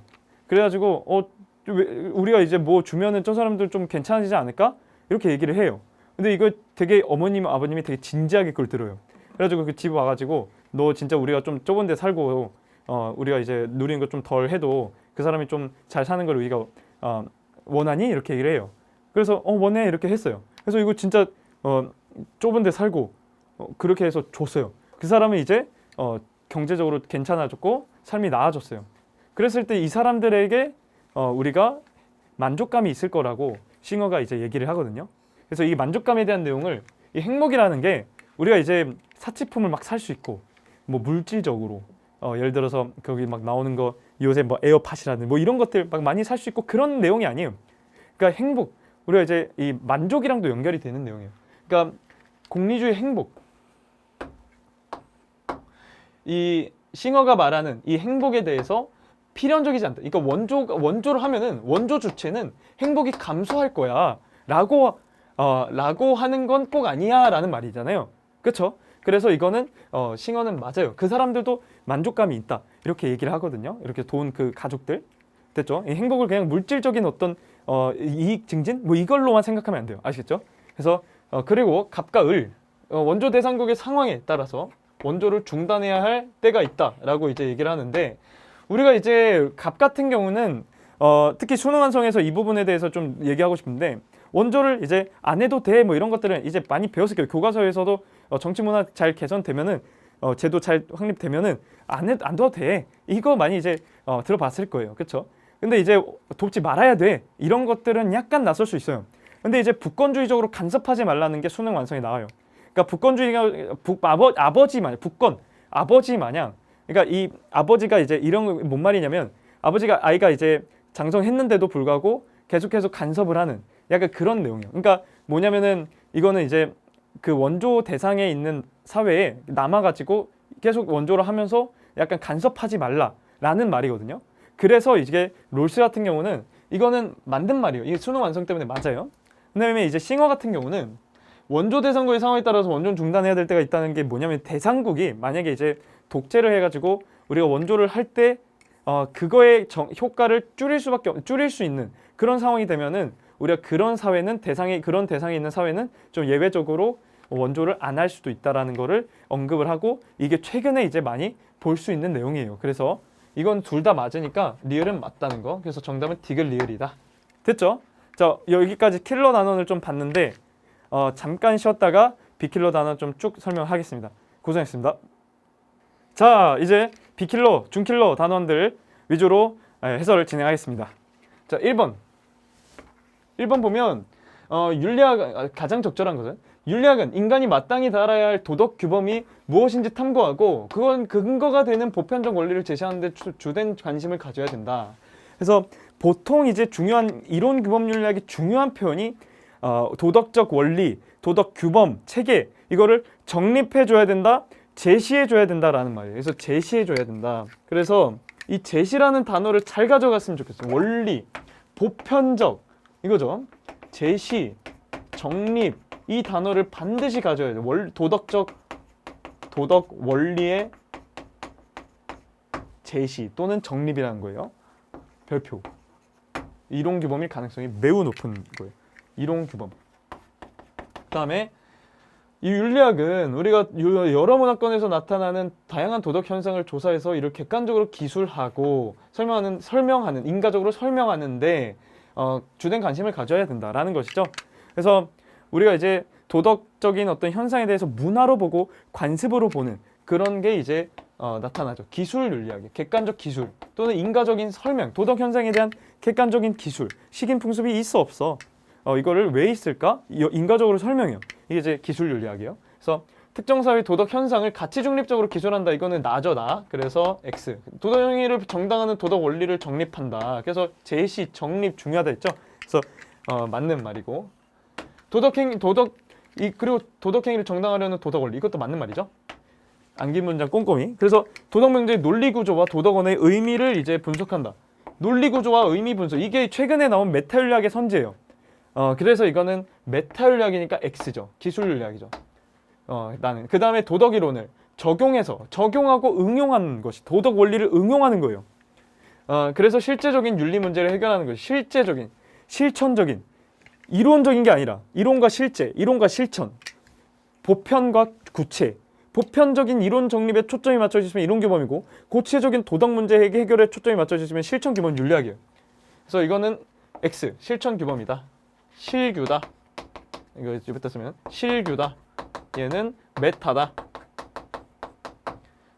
네, 그 다음에 이제 이거는 기술이다.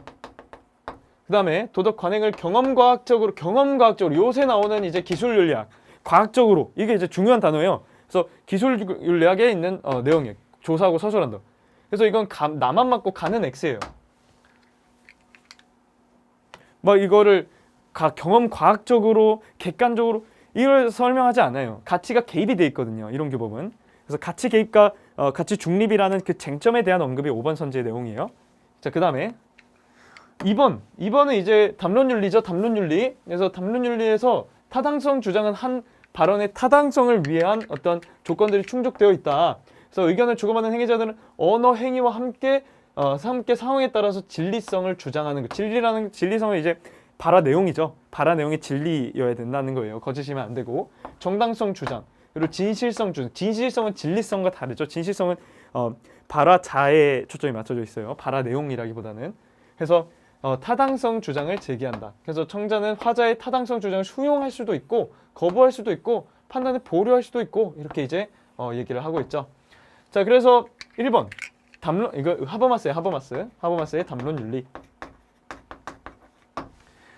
담론 참여자는 타인의 견해를 비판하고 변화시킬 수 있다. 정답. 이거는 우리가 이상적 담화의 규칙에서 자유롭게 비판할 수 있고 또는 자유롭게 자기의 주관적 견해라도 얘기할 수 있다라고 얘기했었죠. 그래서 1번은 맞는 말이에요.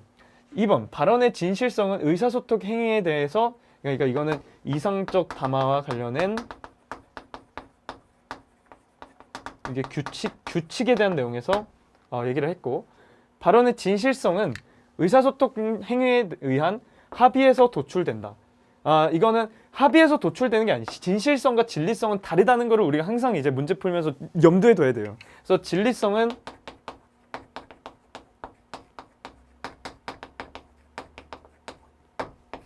얘는 발화 자에 초점이 맞춰져 있고 얘는 발화 내용에 초점이 맞춰져 있죠.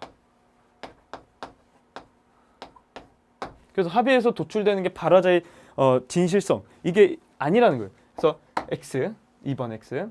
그 다음에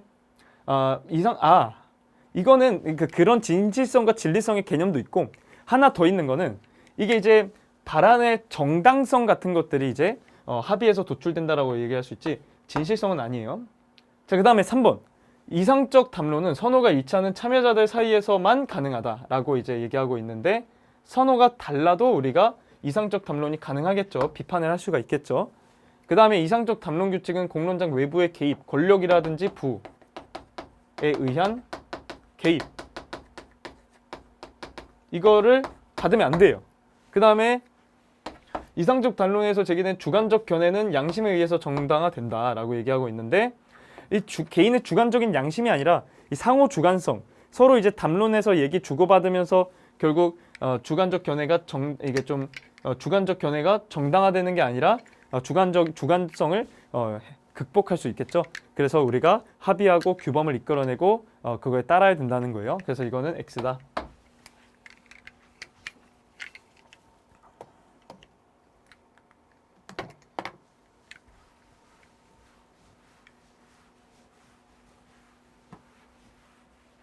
그러니까 이 아까 얘기한 거에 좀만 한 번만 더 언급을 하면은 발언의 진실성이라면 아무튼 이거 말고 정당성에 대한 내용이 오히려 이거랑 연관이 있을 수 있으면 있었지, 이거는 이제 진실성에 대한 내용도 진리성이랑 또 다른 내용이랑 해서 얘는 발화 자에 초점이 맞춰져 있거든요.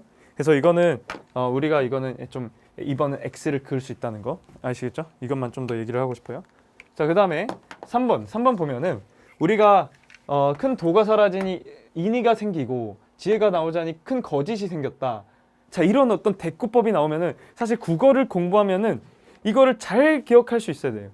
약간 국어적인 능력이 요구되거든요. 그래서 이거 보면은 돈은 항상 하는 것이 없지만 되지 못함이 없어. 이를 지키면 만물은 저절로 변화될 것이야.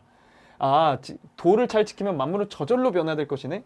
뛰어난 선비는 그 도에 따른다 라고 하면은 우리가 도, 선비, 유교인가? 이렇게 생각할 수 있는데 선비든 도든 덕이든 이런 단어가 나온다고 반드시 유교는 아니에요. 도가 더 가능해요. 근데 여기서 보면 저절로라는 단어가 되게 중요해요. 저절로 변화될 것이야. 이를 도를 잘 지키면 이게 이제 중요한 거예요. 그리고 그 도에 따른다. 뛰어나면은 이렇게 얘기하고 있죠. 이게 긍정적인 거잖아요. 그러니까 도덕경은 결국 그러니까 이 도가는 결국 저절로 변화될 것이다. 이 저절로 변화될 것이다. 우리가 인위적으로 개입해가지고 만물의 이제 변화를 일으키고 그런 게 아니라는 거예요. 인위적인 게 아니라 자연스러운 거를 따르는 거예요. 자연을 따르는 거. 도는 곧 자연을 의미해요.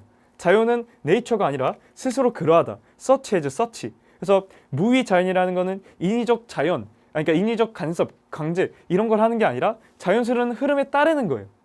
됐죠? 그래서 이거는 도가라고 볼 수 있죠. 자, 그럼 다시 앞에 있는 제시문을 보면은 우리가 큰 도가 사라지니까 이게 인위가 생긴다. 인위라는 건 인위적 규범이기 때문에 부정적으로 보는 거예요.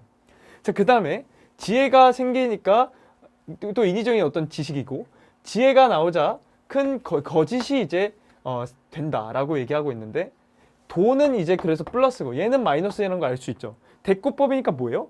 지혜는 여기서 플러스예요, 마이너스예요? 지혜는 마이너스가 아니죠. 플러스죠, 플러스. 그래서 그러니까 뭔가 무지하니까 무지니까 지혜 아닌 거 아니야? 이렇게 생각할 수 있는데 대꾸법으로 약간 이 객관적인 독해도 잘 할 수 있어야 돼. 그래서 지혜는 플러스예요, 플러스. 큰 거짓이라는 건 마이너스라는 거죠. 됐죠, 대꾸법. 자, 그 다음에 인간은 본성이 선하고 천하에는 도가 있다. 그러나 배부르고 편안하게 살면서 가르침이 없다면 백성은 짐승과 다를 바가 없다. 그래서 사실 공자는 선생님 정치 어떻게 할 것입니까? 얘기할 때 먼저 먹일 것이다. 그 다음에 이제 그럼 뭐 할 겁니까? 그 다음에 가르칠 것이다. 이렇게 얘기를 해요. 그러니까 누구랑 닮았어요? 맹자가 이제 맹자랑 비슷하죠. 그러니까 맹자 같은 경우는 항산을 보장할 것이다. 먹이는 거죠. 항심을 유지하게 되는 거예요. 도덕심을 잘 유지할 수 있겠죠. 됐죠? 그래서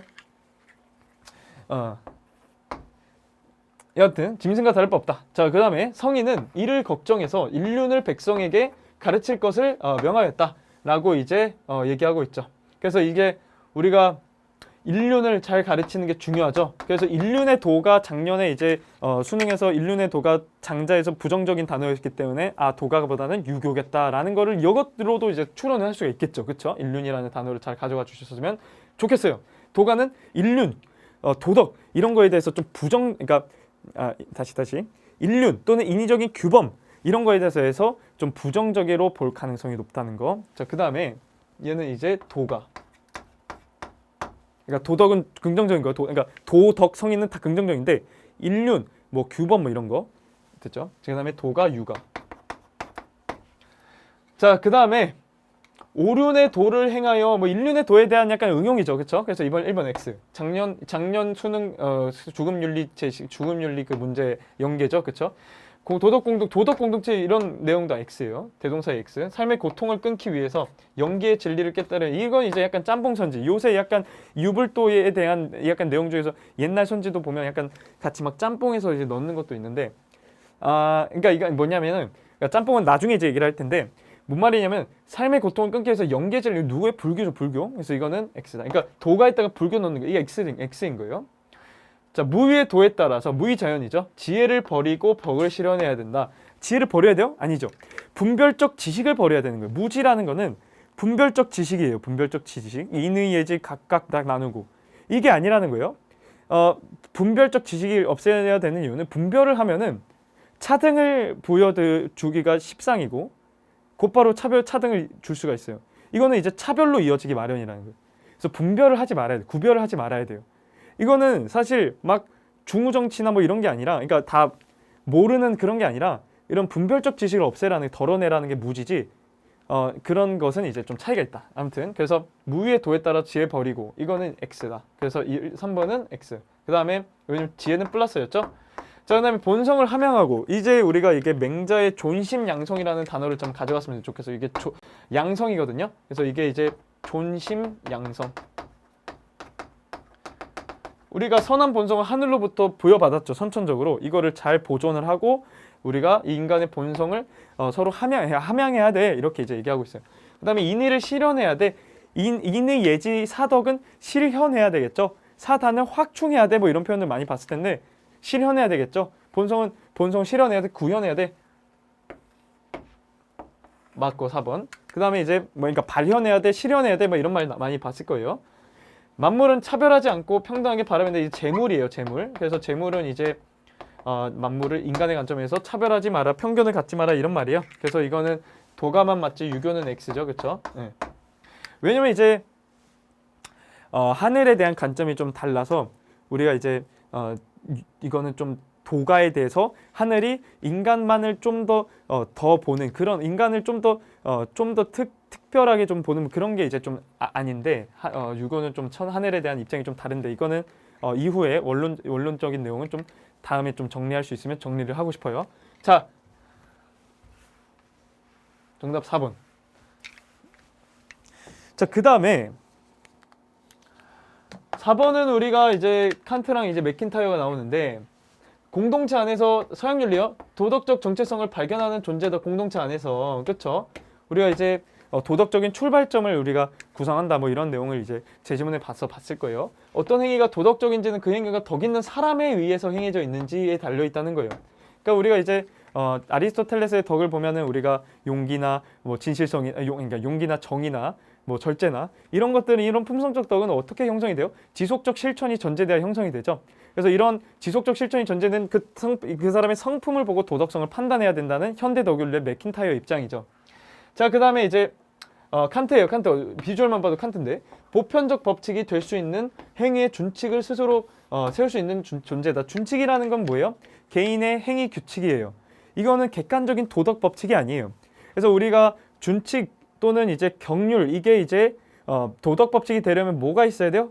보편성 원칙을 잘 충족시켜야 되겠죠. 그래서 그래야 도덕 법칙이 될 수가 있는데 그래서 보편적 법칙이라고 나와있죠. 그래서 행위의 도덕성 행위가 의무에서 비롯되었는지에 달려있다라고 얘기했죠. 아까 선의지에 대한 내용을 얘기를 좀 했는데 결국 이제 선이란 거는 결과를 기준으로 뭐 하는 게 아니에요. 아프리오리 선언 이런 건 경험 무관인 거예요. 우리가 선이라는 거는 우리가 결국 내적인 의도, 동기 이게 선의지어야 된다. 결과를 기준으로 하는 게 아니에요. 그러니까 선의지라는 거는 도덕 법칙에 대해서 이 도덕 법칙이 옳다는 이유만으로 그것을 순수하게 따르고자 하는 선한 의지예요. 순수한 거예요. 결과를 고려한 게 아니에요. 이건 내적인 의도와 동기가 순수해야 돼요. 선의지여야 돼요. 그래서 칸트는 선의지여야 돼요. 의무로부터 나온 행위여야 돼요. from 의무여야 돼요. to 의무가 아니에요. 의무에 부합한 행위가 아니에요. 합 의무적 행위가 아니라는 거예요. 그래서 리을 선지 같은 경우를 이제 보면 4번 선지 보면 의무에 부합하는 모든 행위가 도덕적 행위일 수밖에 없다고 이렇게 강하게 주장하면 안 된다라는 거예요. 항상 계속 뭐뭐 리을 수밖에 없다라고 이제 나오는데 우리가 이제 의무에 부합하는 행위라고 반드시 도덕적 행위일까요? 이게 충분하지 않죠. 뭐가 해야 돼요? 이것만이 아니에요. 그러니까 의무에 부합한 행위뿐만 아니라 의무로부터 나온 행위여야만 해요. 그럼 의무로부터 나온 행위가 의무에 부합한 행위인가요? 네. 그러니까 이건 뭐냐면은 의무로부터 나온 행위.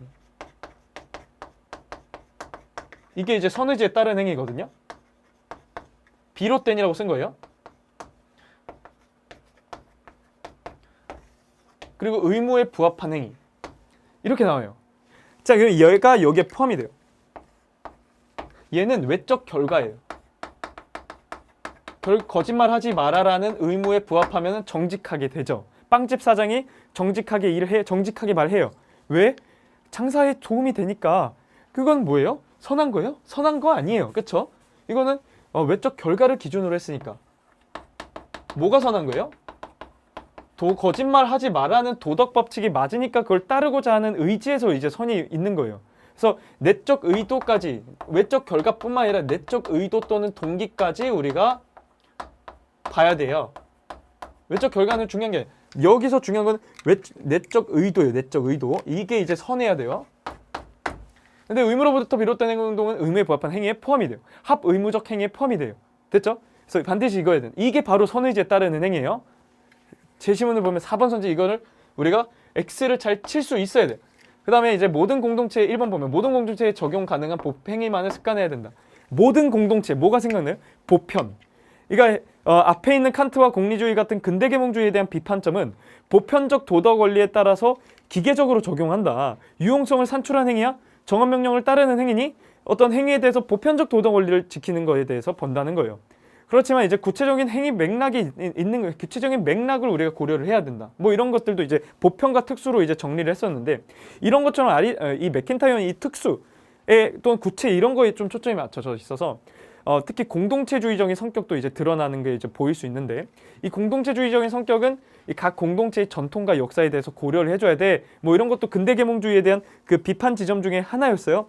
그래서 모든 공동체주의 적용 가능한 이거는 보편이에요, 보편. 그래서 이거는 특수에 대한 입장을 강조하는 보편이 아니라 특수를 중시하는 특수 공동체의 특수한 공동체의 전통과 역사를 잘 고려를 해줘야 돼.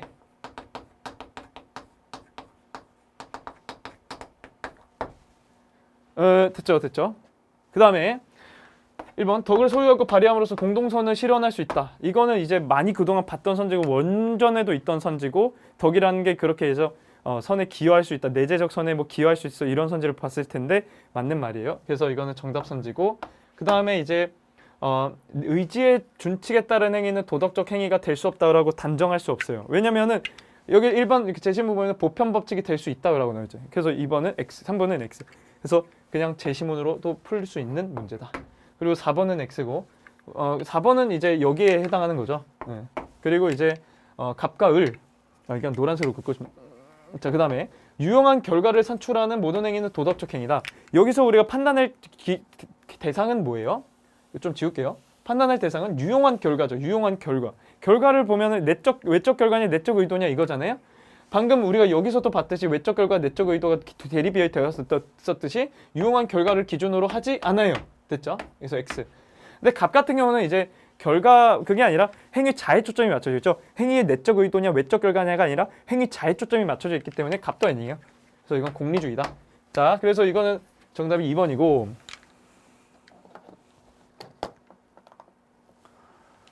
사랑이란 뭘까요? 이게 에리 프롬이 나온 거죠, 6번에. 그래서 사랑에 대해서 모든 이론은 실존 문제에서 시작해야 된다. 그래서 인간이 자기 힘을 사용할 수 있는 능력을 잃고 단절된 상태인 분리는 고립을 유발해요. 고립. 그래서 인간은 실존을 위협하게 돼요. 이 문제 약간 문장이 길잖아요. 아, 비문학으로 풀어야 될 수도 있겠다. 정도도 좀 가져갔으면 좋겠어요. 그래서 이 문제의 해답은 오직 인간 사이의 합일에서만 찾을 수 있다라고 이제 얘기하고 있는데 합일이 뭔데? 타인과 합일을 하려는 욕망은 뭔데라고 하지는 하지만 사랑에 대해서 얘기했을 때 우리가 정신적으로, 심리적으로, 육체적으로 같이 합일된다. 그걸 이제 성을 통해서 한다. 뭐 이런 거 얘기 들었었잖아요. 그래서 욕망은 이제 인간의 가장 근본적인 열정이에요. 열정. 인류를 유지하는 힘이지만 모든 합일이 곧 성숙한 사랑은 아니겠죠. 그렇죠? 프롬을 생각을 해보면은 수동적 사랑이 아니고 좀 능동적인 사랑이어야 되겠죠. 그렇죠. 대상에 빠지는 게 아니라 사랑에 참여하는 것이어야 돼요. 그래서 그리고 계속해서 개발하고 노력해야 되는 어떤 기술이라고 봤어요. 사랑의 기술. 그래서 상대를 자기에게 속한 일부로 여긴 뭐예요? 소유죠. 소유. 소유가 아니라 자유를 존중해야 돼. 자유를 추구해야 돼. 존중해야 돼요. 존중. 보호, 책임, 존경, 이해. 이런 인격적 가치가 모든 사랑에는 있었다고 얘기했죠. 그랬을 때 존중이라는 거는 있는 그대로 봐주고 우리가 내 속한 일부로 여기는 그런 게 아니라 그 사람의 자유를 인정해줘야 돼요. 그 다음에 여기는 방식의 합일은 미성숙한 형태야. 이건 소유예요. 이거는 존중과 달라요. 그러니까 우리가 보책존이 보호, 책임, 저는 그냥 이렇게 외워요. 존경, 이해 뭐 이렇게 얘기하는데 네. 보호, 책임, 존경, 이해, 뭐 지식 뭐 이렇게 됐는데 있는 그대로 그냥 알아주고 객관적인 지식 그리고 있는 그대로 봐주고 그리고 이제 보호 책임주고 보호 뭐 이런 건데 이거는 이전에 사실 원론적인 개념이니까 좀 간략하게 언급만 하고 넘어갈게요. 개성을 유지할 때만 가능한 성숙한 사랑이야말로 그러니까 이 개성을 유지할 수 있어야 돼. 이게 완전히 똑같아지는 건 아니에요. 각자 이제 우리가 개성이 존중이 돼야 되고 개성이 있어야 되고 우리 실존 문제를 해결할 수 있다. 그래서 기억하세요. 사랑이 없으면 인간성도 단 하루도 인간성. 그래서 우리가 방금 계속해서 보호, 책임, 존경, 지식이 인격적 가치라는 것도 잘 떠올라 줬으면 좋겠어요. 그래서 1번은 성숙한 사랑은 인간의 욕망과 열정에서 나올 수 없다라고 단정 지을 수 없겠죠. 욕망, 열정에서 나오는데 그것보다 더 중요한 거에 대해서 얘기하고 있어요. 존중해줘야 돼. 인격적인 것에 대해서 얘기하고 있죠. 그래서 그것만으로 충분하지 않다는 거죠. 상대방을 소유하는 방식으로, 그렇죠? 우리가 소유를 떠올렸죠. 그래서 이번에서 우리가 확인할 수 있겠죠. 그래서 소유하는 방식으로는 어떠한 합의도 불가능해. 정답이죠. 그렇죠? 우리가 이제 제시문에 대한 그냥 정리라고 생각을 해주시면 돼요. 정답선지, 이번 정답선지 같은 경우는 타인과 합의를 하면서 자신의 개성을 지키는 것은 불가능하다. 우리가 이제 합의를 하면서 개성을 유지할 때만 성숙한 사랑이야 가능한. 이거 뭐냐면은 야만 비로소 이런 게 필요 조건이거든요. 뭐뭐 해야만 해. 구름이 있어야라면 비가 오려면 구름이 있어야만 해. 구름이 있을 때 비로소 이 비가 올 수 있는 거야. 이런 거 있잖아요. 그러니까 그런 거는 항상 판단 대상일 수 있다. 개성이 유지되었을 때 가능한 성숙한 사랑. 필요 조건이죠. 그래서 이거는 우리가 개성을 지키는 것은 불가능하다. 뭐 이런 것들은 이제 X죠, X. 사랑하지 않으면 고립 탈피와 인간다움 실현 모두, 그러니까 이걸 왜 묻는지 이걸 충분히 필요 조건을 좀 설명한 거예요.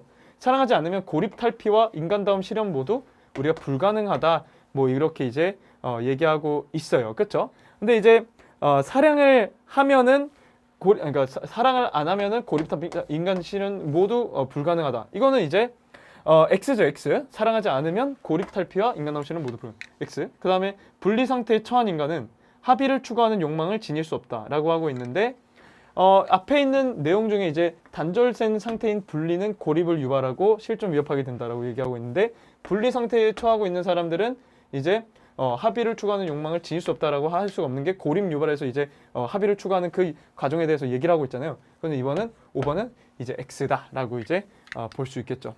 됐죠? 그리고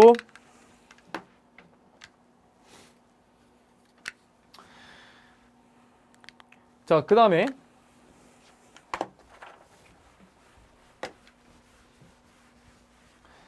7번 사랑은 인을 갖추고 항상 예로서 행동하여야 선하게 되면서 이제 얘는 본래 꾸미는 것보다 차라리 검소하는 게 낫다. 이게 좀 약간 눈에 띄는 것이 있는데 이게 이제 인과 예에 대해서 얘기를 하면은 우리가 이제 공자가 생각하는 인과 예는 좀 상호 보완적이에요.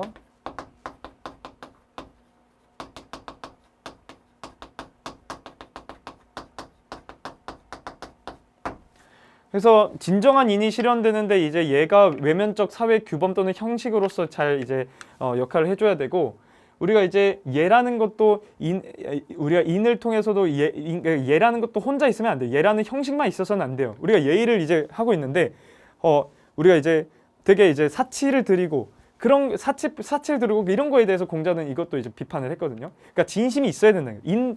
인에 대해서 얘기를 할 때 어떤 형식만 얘기하는 게 아니라 그런 진심, 사랑도 있어야 된다는 거예요. 그러니까 인과 얘는 서로 같이 가야 돼요. 같이 있어야 돼요. 상호 보완적 관계. 자, 그랬을 때 그래서 차라리 검소하는 게 낫다는 거예요. 사치만 하고 그런 게 아니라 사치만 있는 게 아니라 진심이 있어야 돼요. 좀 검소해도 진심이 있어야 돼요. 그래서 머리에 쓰는 관은 예의 일부예요. 원래 삼배로 만들지만 흔한 실로 만든 이 또한 다를 만하다. 어진 사람은 평소 의복은 소박하면서도 타인을 만날 때나 제사를 지낼 때는 경건한 마음으로 세련된 의견을 정제한다. 평소에는 좀 소박하긴 한데 우리가 어진 사람은 타인을 만날 때나 제사 지낼 때는 경건한 마음으로 세련되게 이제 할 수도 있구나. 이는 형식과 본질이 조화를 이룬 사람 군자의 덕을 갖춘 것이다. 그러니까 형식과 본질이라고 얘기했는데 얘가 생각나죠. 얘. 외면적 형식이니까 본질, 사랑, 인 생각이 나죠. 그렇죠? 그래서 얘가 조화가 있어야 되는 서로 같이 있어야 되는 거예요. 얘만 있어서 사치는 아니고 진심도 있어야 된다는 거. 자, 그 다음에 군자의 의복 착용은 덕을 표출하는 방식이다. 그렇죠? 우리가 이제 의복 착용 이 예를 통해서 우리가 덕을 표출할 수가 있겠죠. 그러니까 인이라는 사덕을 갖추고 예로 이제 행동해야 선하게 된다라고 했잖아요. 그러니까 이 예를 통해서 이 사덕 인을 표출할 수 있게 된다라고 할 수가 있죠. 그래서 기억 맞고 의복은 때와 형편에 따라서 예에 맞게 이제 갖춰야 한다. 그렇죠? 이건 뭐 의복 이 의식주 윤리에 대해서 이제 이게 이제 좀 중요한 이제 예절이라고 했었죠. 그렇죠? 우리가 이제 제사상 그러니까 우리 장례식 갔는데 이제 수영복 입고 갈 수는 없잖아요. 그런 것처럼. 그다음에 예의 근본은 경건한 내면이 아니라 세련된 외형에 있다라고 하고 있죠. 근데 경건한 내면이 매우 중요하죠. 그렇죠? 그래서 이거는 X고 의복은 이제 항상 소박해야 할 뿐 격식을 차리려 해서는 안 된다 라고 하고 있는데 항상 소박해야 된다라는 게 아니죠. 그래서 때에 따라서 이렇게 다를 수도 있다라는 거니까. 그러니까 문장이 많으면은 우리가 이제 제시문도 또 참 잘 봐야 되는 가능성도 되게 높아요. 그래서 니은 디귿이 아니라 기역 니은이다 정답은. 그래서 7번을 끝냈고, 자 그다음에 8번을 보면은 통일은 신뢰 없이 불가능하며 신뢰는 화해와 협력의 실천으로 증진된다. 뭐 이렇게 이제 얘기하고 있고, 전쟁을 종식하지 못한 채 이념과 체제는 물론 거의 모든 분야에서 차이가 심해진 남북한이 하루아침에 정치적 통일을 이룰 순 없다. 하루아침에 정치적 통일을 이룰 순 없다. 그래서 지금 단계에서 분단 상태를 평화적으로 관리하면서 적대와 불신을 해소하는 화해, 그리고 분야별 상호 협력으로 차이를 서서히 줄이는 것이 낫다. 계속해서 나오는 건 하루아침에 안 돼. 서서히 줄이는 게 노력 우선이야. 화해와 협력을 제대로 거치지 않고 외형만의 통일을 서두른 까닭에 외형만의 그런 후에 정치적 통일 후에 불신을 극복 못해갖고 내전을 겪을 수밖에 없었던 다른 분단국의 사례도 있었다. 그래서 화해 협력이 있어야 돼. 외형만이 아니야. 화해 협력도 필요한 거야. 내적으로. 이를 유념해서 정치적 통일에 앞서서 정부뿐 아니라 모두 경제, 언론, 좀 다른 어떤 이 시민사회의 다양한 분야에서 교류를 반드시 추진해야 된다라고 이제 얘기하고 있죠. 그러니까 천천히 해야 되고 다 같이 해야 되고 우리가 화해도 해야 돼 이런 내용이에요. 그래서 통일에 대한 점진적 접근으로는 통일이 불가능. 아니 점진적 하라는 거죠. 급진적으로 하는 게 아니라 민간 교류를 수반한 협력으로 남북 간의 신뢰를 쌓아야 된다라고 할 수가 있겠죠. 왜냐면 우리가 이제 정부뿐 아니라라는 거죠. 민간에서 할 수 있다는 거예요. 그래서 2번 맞고 시민사회라고 얘기했고 화해와 협력을 정치적 통일에 필요한 과정으로 봐서는 우리가 안 된다라고 얘기하고 있는데 화해 협력을 필요하다라고 얘기했죠. 그렇죠? 그러니까 우리가 화해 협력을 거치지 않고 정치적 통일 이후에 이제 문제가 있는 거니까 화해 협력이 이런 과정에서 필요하다라고 얘기한 거니까 X고, 타국의 경험에서 통일에 대한 시사점을 찾으려 해서는 안 된다. 이런 말 없었죠. 그렇죠? 그래서 타국의 독일같이 이제 독일이나 뭐 다른 어떤 통일에 대한 사례가 있잖아요. 우리가 이제 이런 내전 겪는 사례만 여기서 얘기한다고 우리가 이제 타국의 모든 경험에서 시사점 찾으려 해서는 안 된다. 뭐 이런 얘기를 하는 확대하는 내용은 아니에요. 그 다음에 정치적 통일은 남북 간 이질성 완화 추진의 선결 과제다라고 이제 얘기하고 있죠. 그래서 정치적 통일보다는 우리가 먼저 화해 협력하고 이런 어떤 시민사회 다양한 분야에서 교류를 반드시 추진해야 돼 이런 내용을 얘기하니까 정치적 통일이 먼저가 아니겠죠. 그렇죠? 정치적 통일은 선결 과제는 아니에요. 자, 2번 정답 선지. 그다음에 10번은 이제 칸트죠. 예술윤리에서 이제 칸트가 나왔는데, 자, 미는 선의 상징이다. 미는 이제 만족을 주는데 우리가 동시에 그 만족이 다른 사람에게도 동의를 요청한다는 점에서 그렇다. 이제 미와 선이 이제 비슷하다는 게 우리가 미나 선이나 서로 보편성이 있다는 거예요. 모든 사람에게 동의를 요청한다라는 그 미 이게 이제 도덕성처럼 보편적이다라는 거죠. 그래서 보편성이 있다. 그 다음에 이제 선은 신을 포함한 모든 이성적 별표. 신은 이성적 존재자죠. 그렇죠? 신과 천사 이성적 존재자예요. 우리가 이제 사실 선에서 도덕에서도 보면은 인간만 의무가 있어요. 인간은 이제 이성적이기도 하지만 충동이 있기 때문에 이 선택의 길이 있어요. 선한 길로 갈 거냐, 아니면 욕구 충동을 따를 거냐. 선택의 길이 있어요. 의무가 그래서 있는 거예요.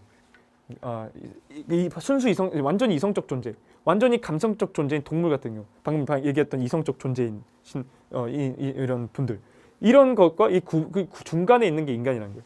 그래서 그 중간에 있는 인간이 특히 이제 예술과 관련해서 이제 얘기한 내용이 이 내용이에요. 그래서 이성적 존재자에게 적용되고 쾌적하면 이성이 없는 동물들에게도 적용이 되지만 미는 오직 이성적 존재자인 동시에 동물이기도 한 인간에게만 적용이 된다. 이게 이제 또 인간의 또 특징이라는 거예요. 그래서 이 세 종류의 만족 중에 미에 관한 만족감만이 어떤 것에도 무관심한 자유로운 만족이다. 그래서 우리가 자율성이 있는 거예요. 자율성.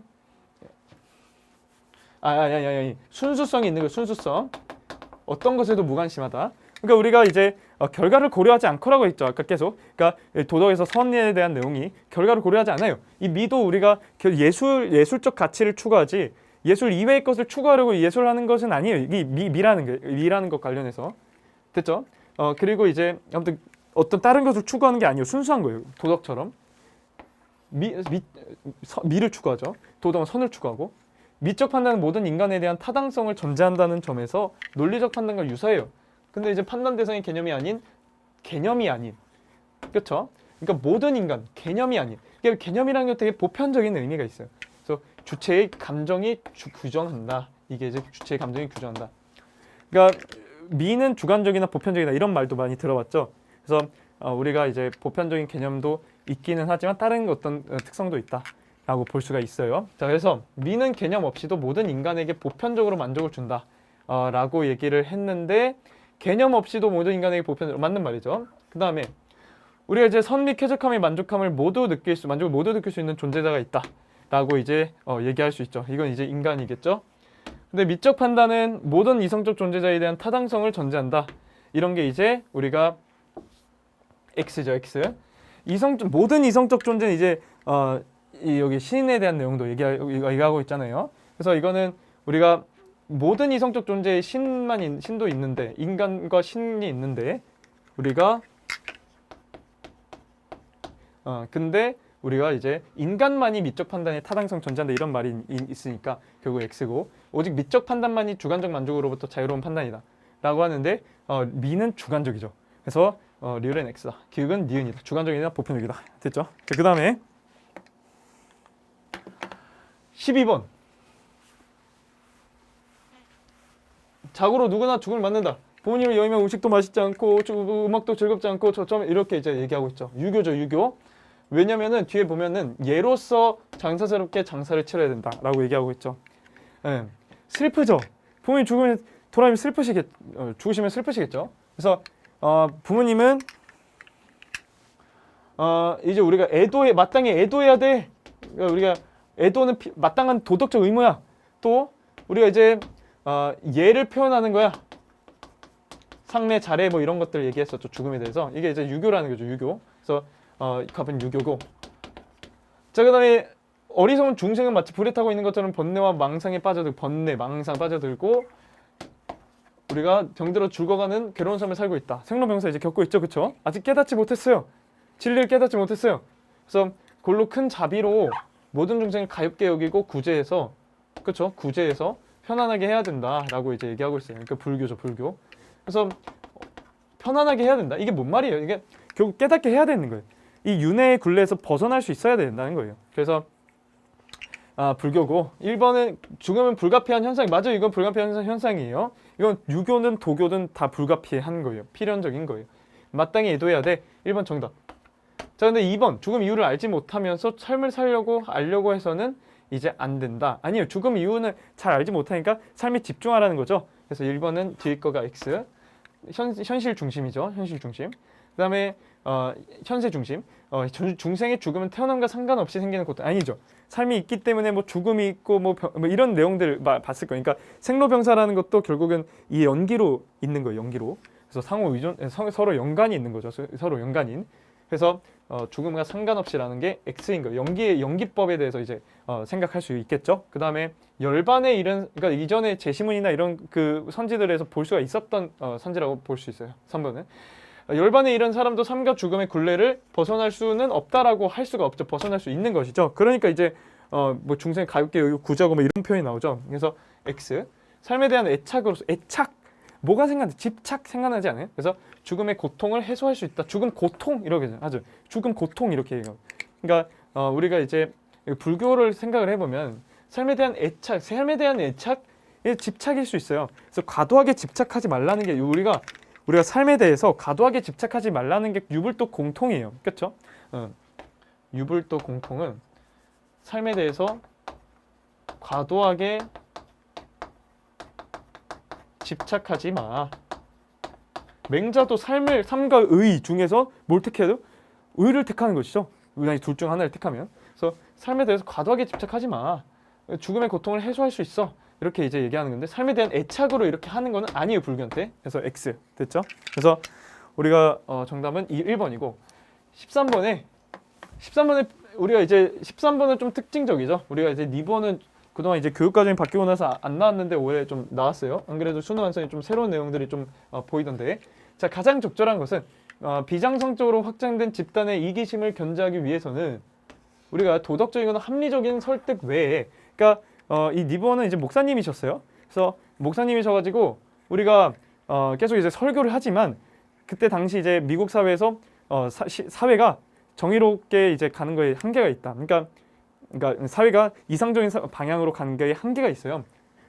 설교만으로는 안 되는 것. 개인 윤리의 어떤 측면으로 해결하는 거에는 한계가 있어요. 그래서 우리가 강제성을 써야 되거든요.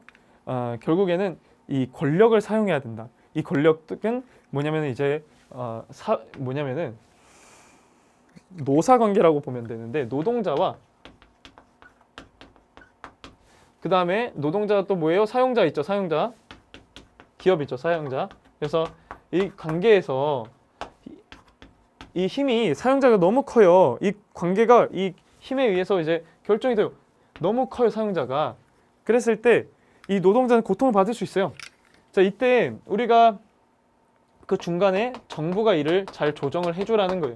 정부의 권력, 강제력은 선의지의 통제를 받는 강제력이다. 이 비합리적 수단이다 라고 볼 수가 있는 거예요. 선의지의 통제를 받는, 그러니까 현실주의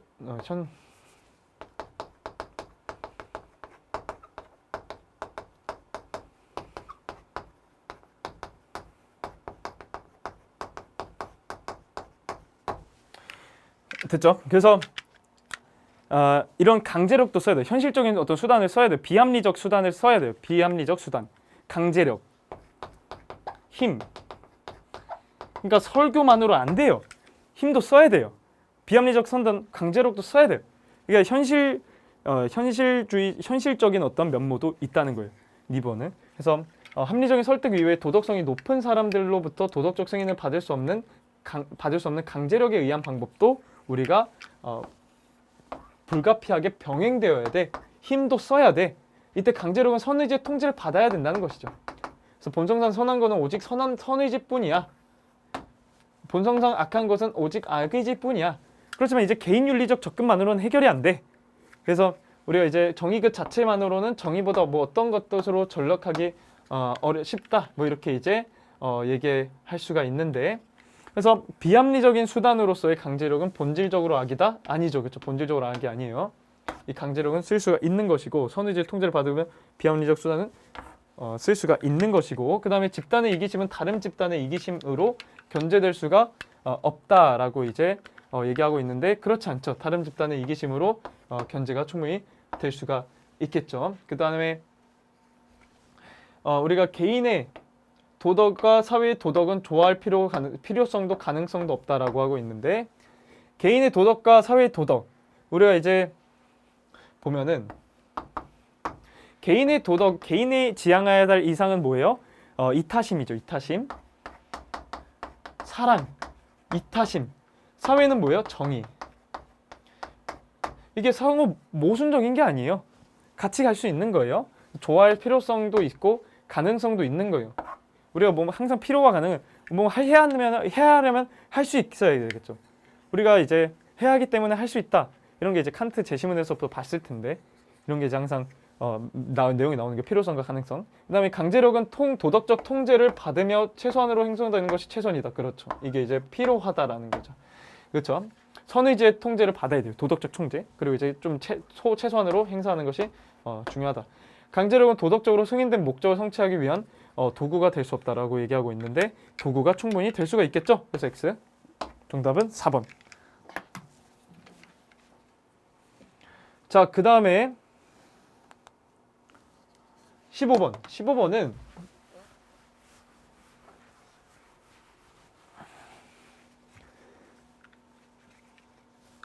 15번은 보면은 우리가 다문화 사회는 문화 간의 갈등을 해결하여 사회 통합을 지향해야 된다라고 이제 얘기하고 있고, 하지만 이민자의 문화적 정체성을 무시하고 기존 문화에 강제로 동화시켜서는 안 된다라고 이제 얘기하고 있어요. 통합이라고 이제 얘기를 하고 있는데, 통합을 지향해요. 하지만 이민자의 문화적 정체성을 무시하고 강제로 동화시켜서는 안 된다라고 이제 얘기하고 있고, 그래 동의해. 여기까지 보면은 뭐예요? 통합을 지향하는 거 공통되고, 우리가 이제 공존할 수 있는 게 강제로 동화시키는 거 안 된다라는 거죠. 그러니까 동화주의는 반대예요. 동화주의 아니고 국수주의나 샐러드겠죠. 그 다음에 국수가 주된 역할을 얘는 국수주의구나. 고명이 부수적인 역할을 해서 맛을 내듯이 주류 문화, 비주류 문화에 공존할 수 있는 정책이 필요해. 그래서 얘는 국수고, 그 다음에 공존을 위한 이거 앞에 떴어요. 공존을 위한 정책은 필요하다. 근데 이제 공존 강통적이에요. 그렇지만 채소와 과일들이 골고루 섞여서 맛있는 샐러드가 모두 샐러드 이론이에요. 근데 이제 대등하게 공존을 해야 됩니다라고 하고 있어요. 근데 아니에요. 주류 문화와 비주류 문화는 엄연히 다릅니다. 구분되어야 됩니다라고 이제 얘기를 하고 있어요.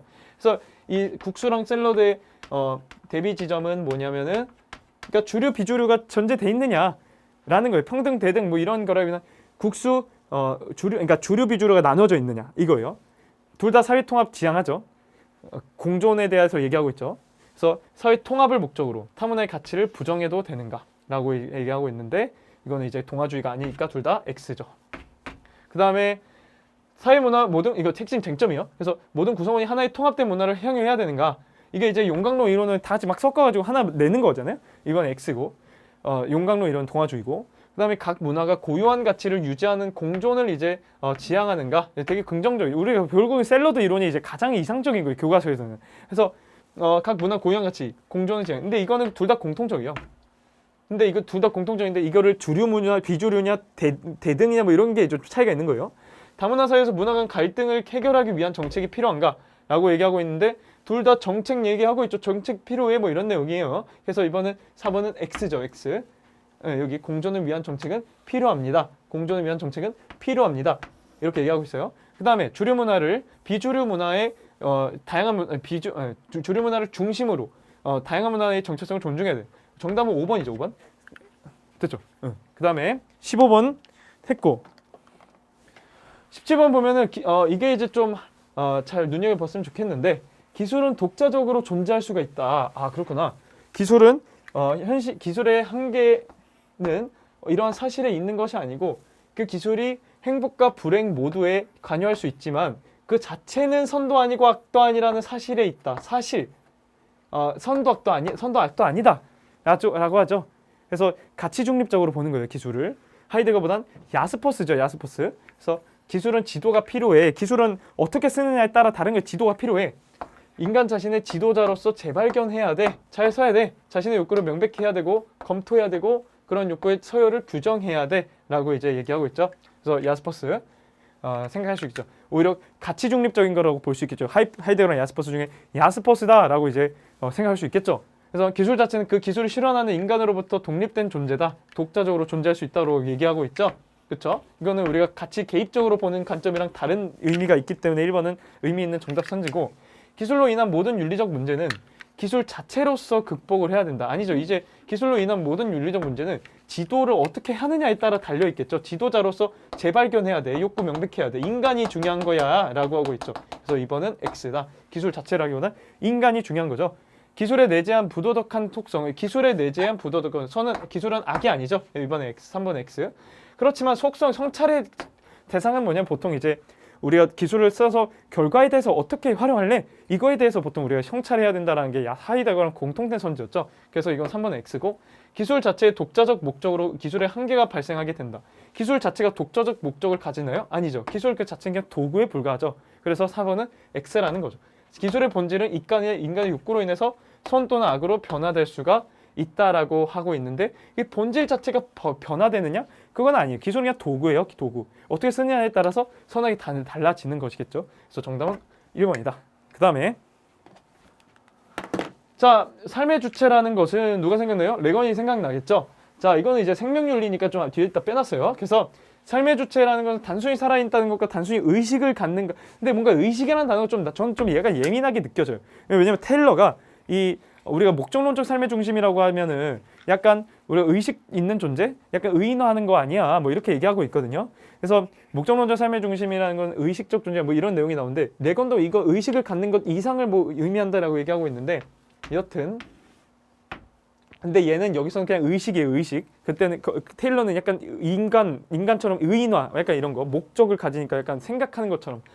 여튼 아무튼 이 의식이라는 단어가 좀 약간 예민하게 느껴지니까 좀 잘 가져왔으면 좋겠네. 의식이라는 단어가.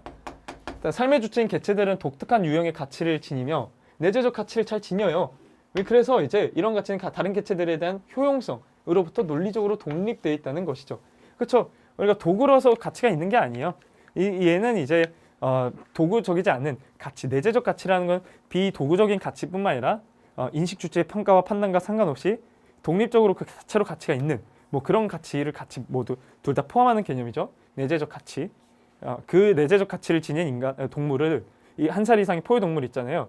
이런 동물은 우리가 얘네들은 능력이 없어도 이제 코인이랑 좀 쟁점인데 능력이 없어도 즉 의무를 질 수 없어도 권리가 우리가 인정이 돼야 된다는 거예요. 도덕적 권리가 인정이 돼야 되고 이거는 이제 싱어처럼 도덕적 권리에 대한 조건적 보장이 아니라 의무론 인간성 정식에 의해 인간성 정식처럼 우리가 수단만이 아니라 목적으로도 대우해야 되는 어떤 절대적 권리에 대한 보장이 필요하다. 이제 이게 레건의 입장이죠. 그래서 우리가 1번 동물은 자기에게 관심을 가질 수 없는 존재야. 이건 아니죠. 우리가 이제 삶의 주체의 조건 중 하나가 이게 충분 조건은 아니고 필요 조건이요.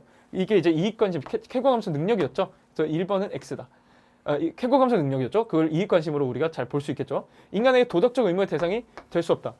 동물은 인간에게 도덕적 의무의 대상이 되죠. 직접적 의무죠. 특히 간접적 의무로만 보는 칸트와 다르죠. 그 다음에 도덕적 행위 주체이므로 그 권리를 존중해야 되는 행위 주체 아니죠. 그렇죠? 인간만 행위 주체예요. 모든 사상가들 다 도덕적 행위 능력은 인간에게만 있어요. 동물을 이용해서 최대 다수의 최대 이익을 산출해내는 아니죠. 효용적으로부터 논리적으로 독립돼 있죠. 그래서 4번은 X고 그 자체로 가치를 지닌 동물 그렇죠. 이런 내재적 가치를 지닌 거죠. 도덕적 지위가 있다라는 것이죠. 정답은 5번이라는 것이죠. 그래서 오늘은 이제 여기까지 이제 할 텐데 9월 모의고사 오늘 보시느라 고생하셨습니다. 네, 마치겠습니다.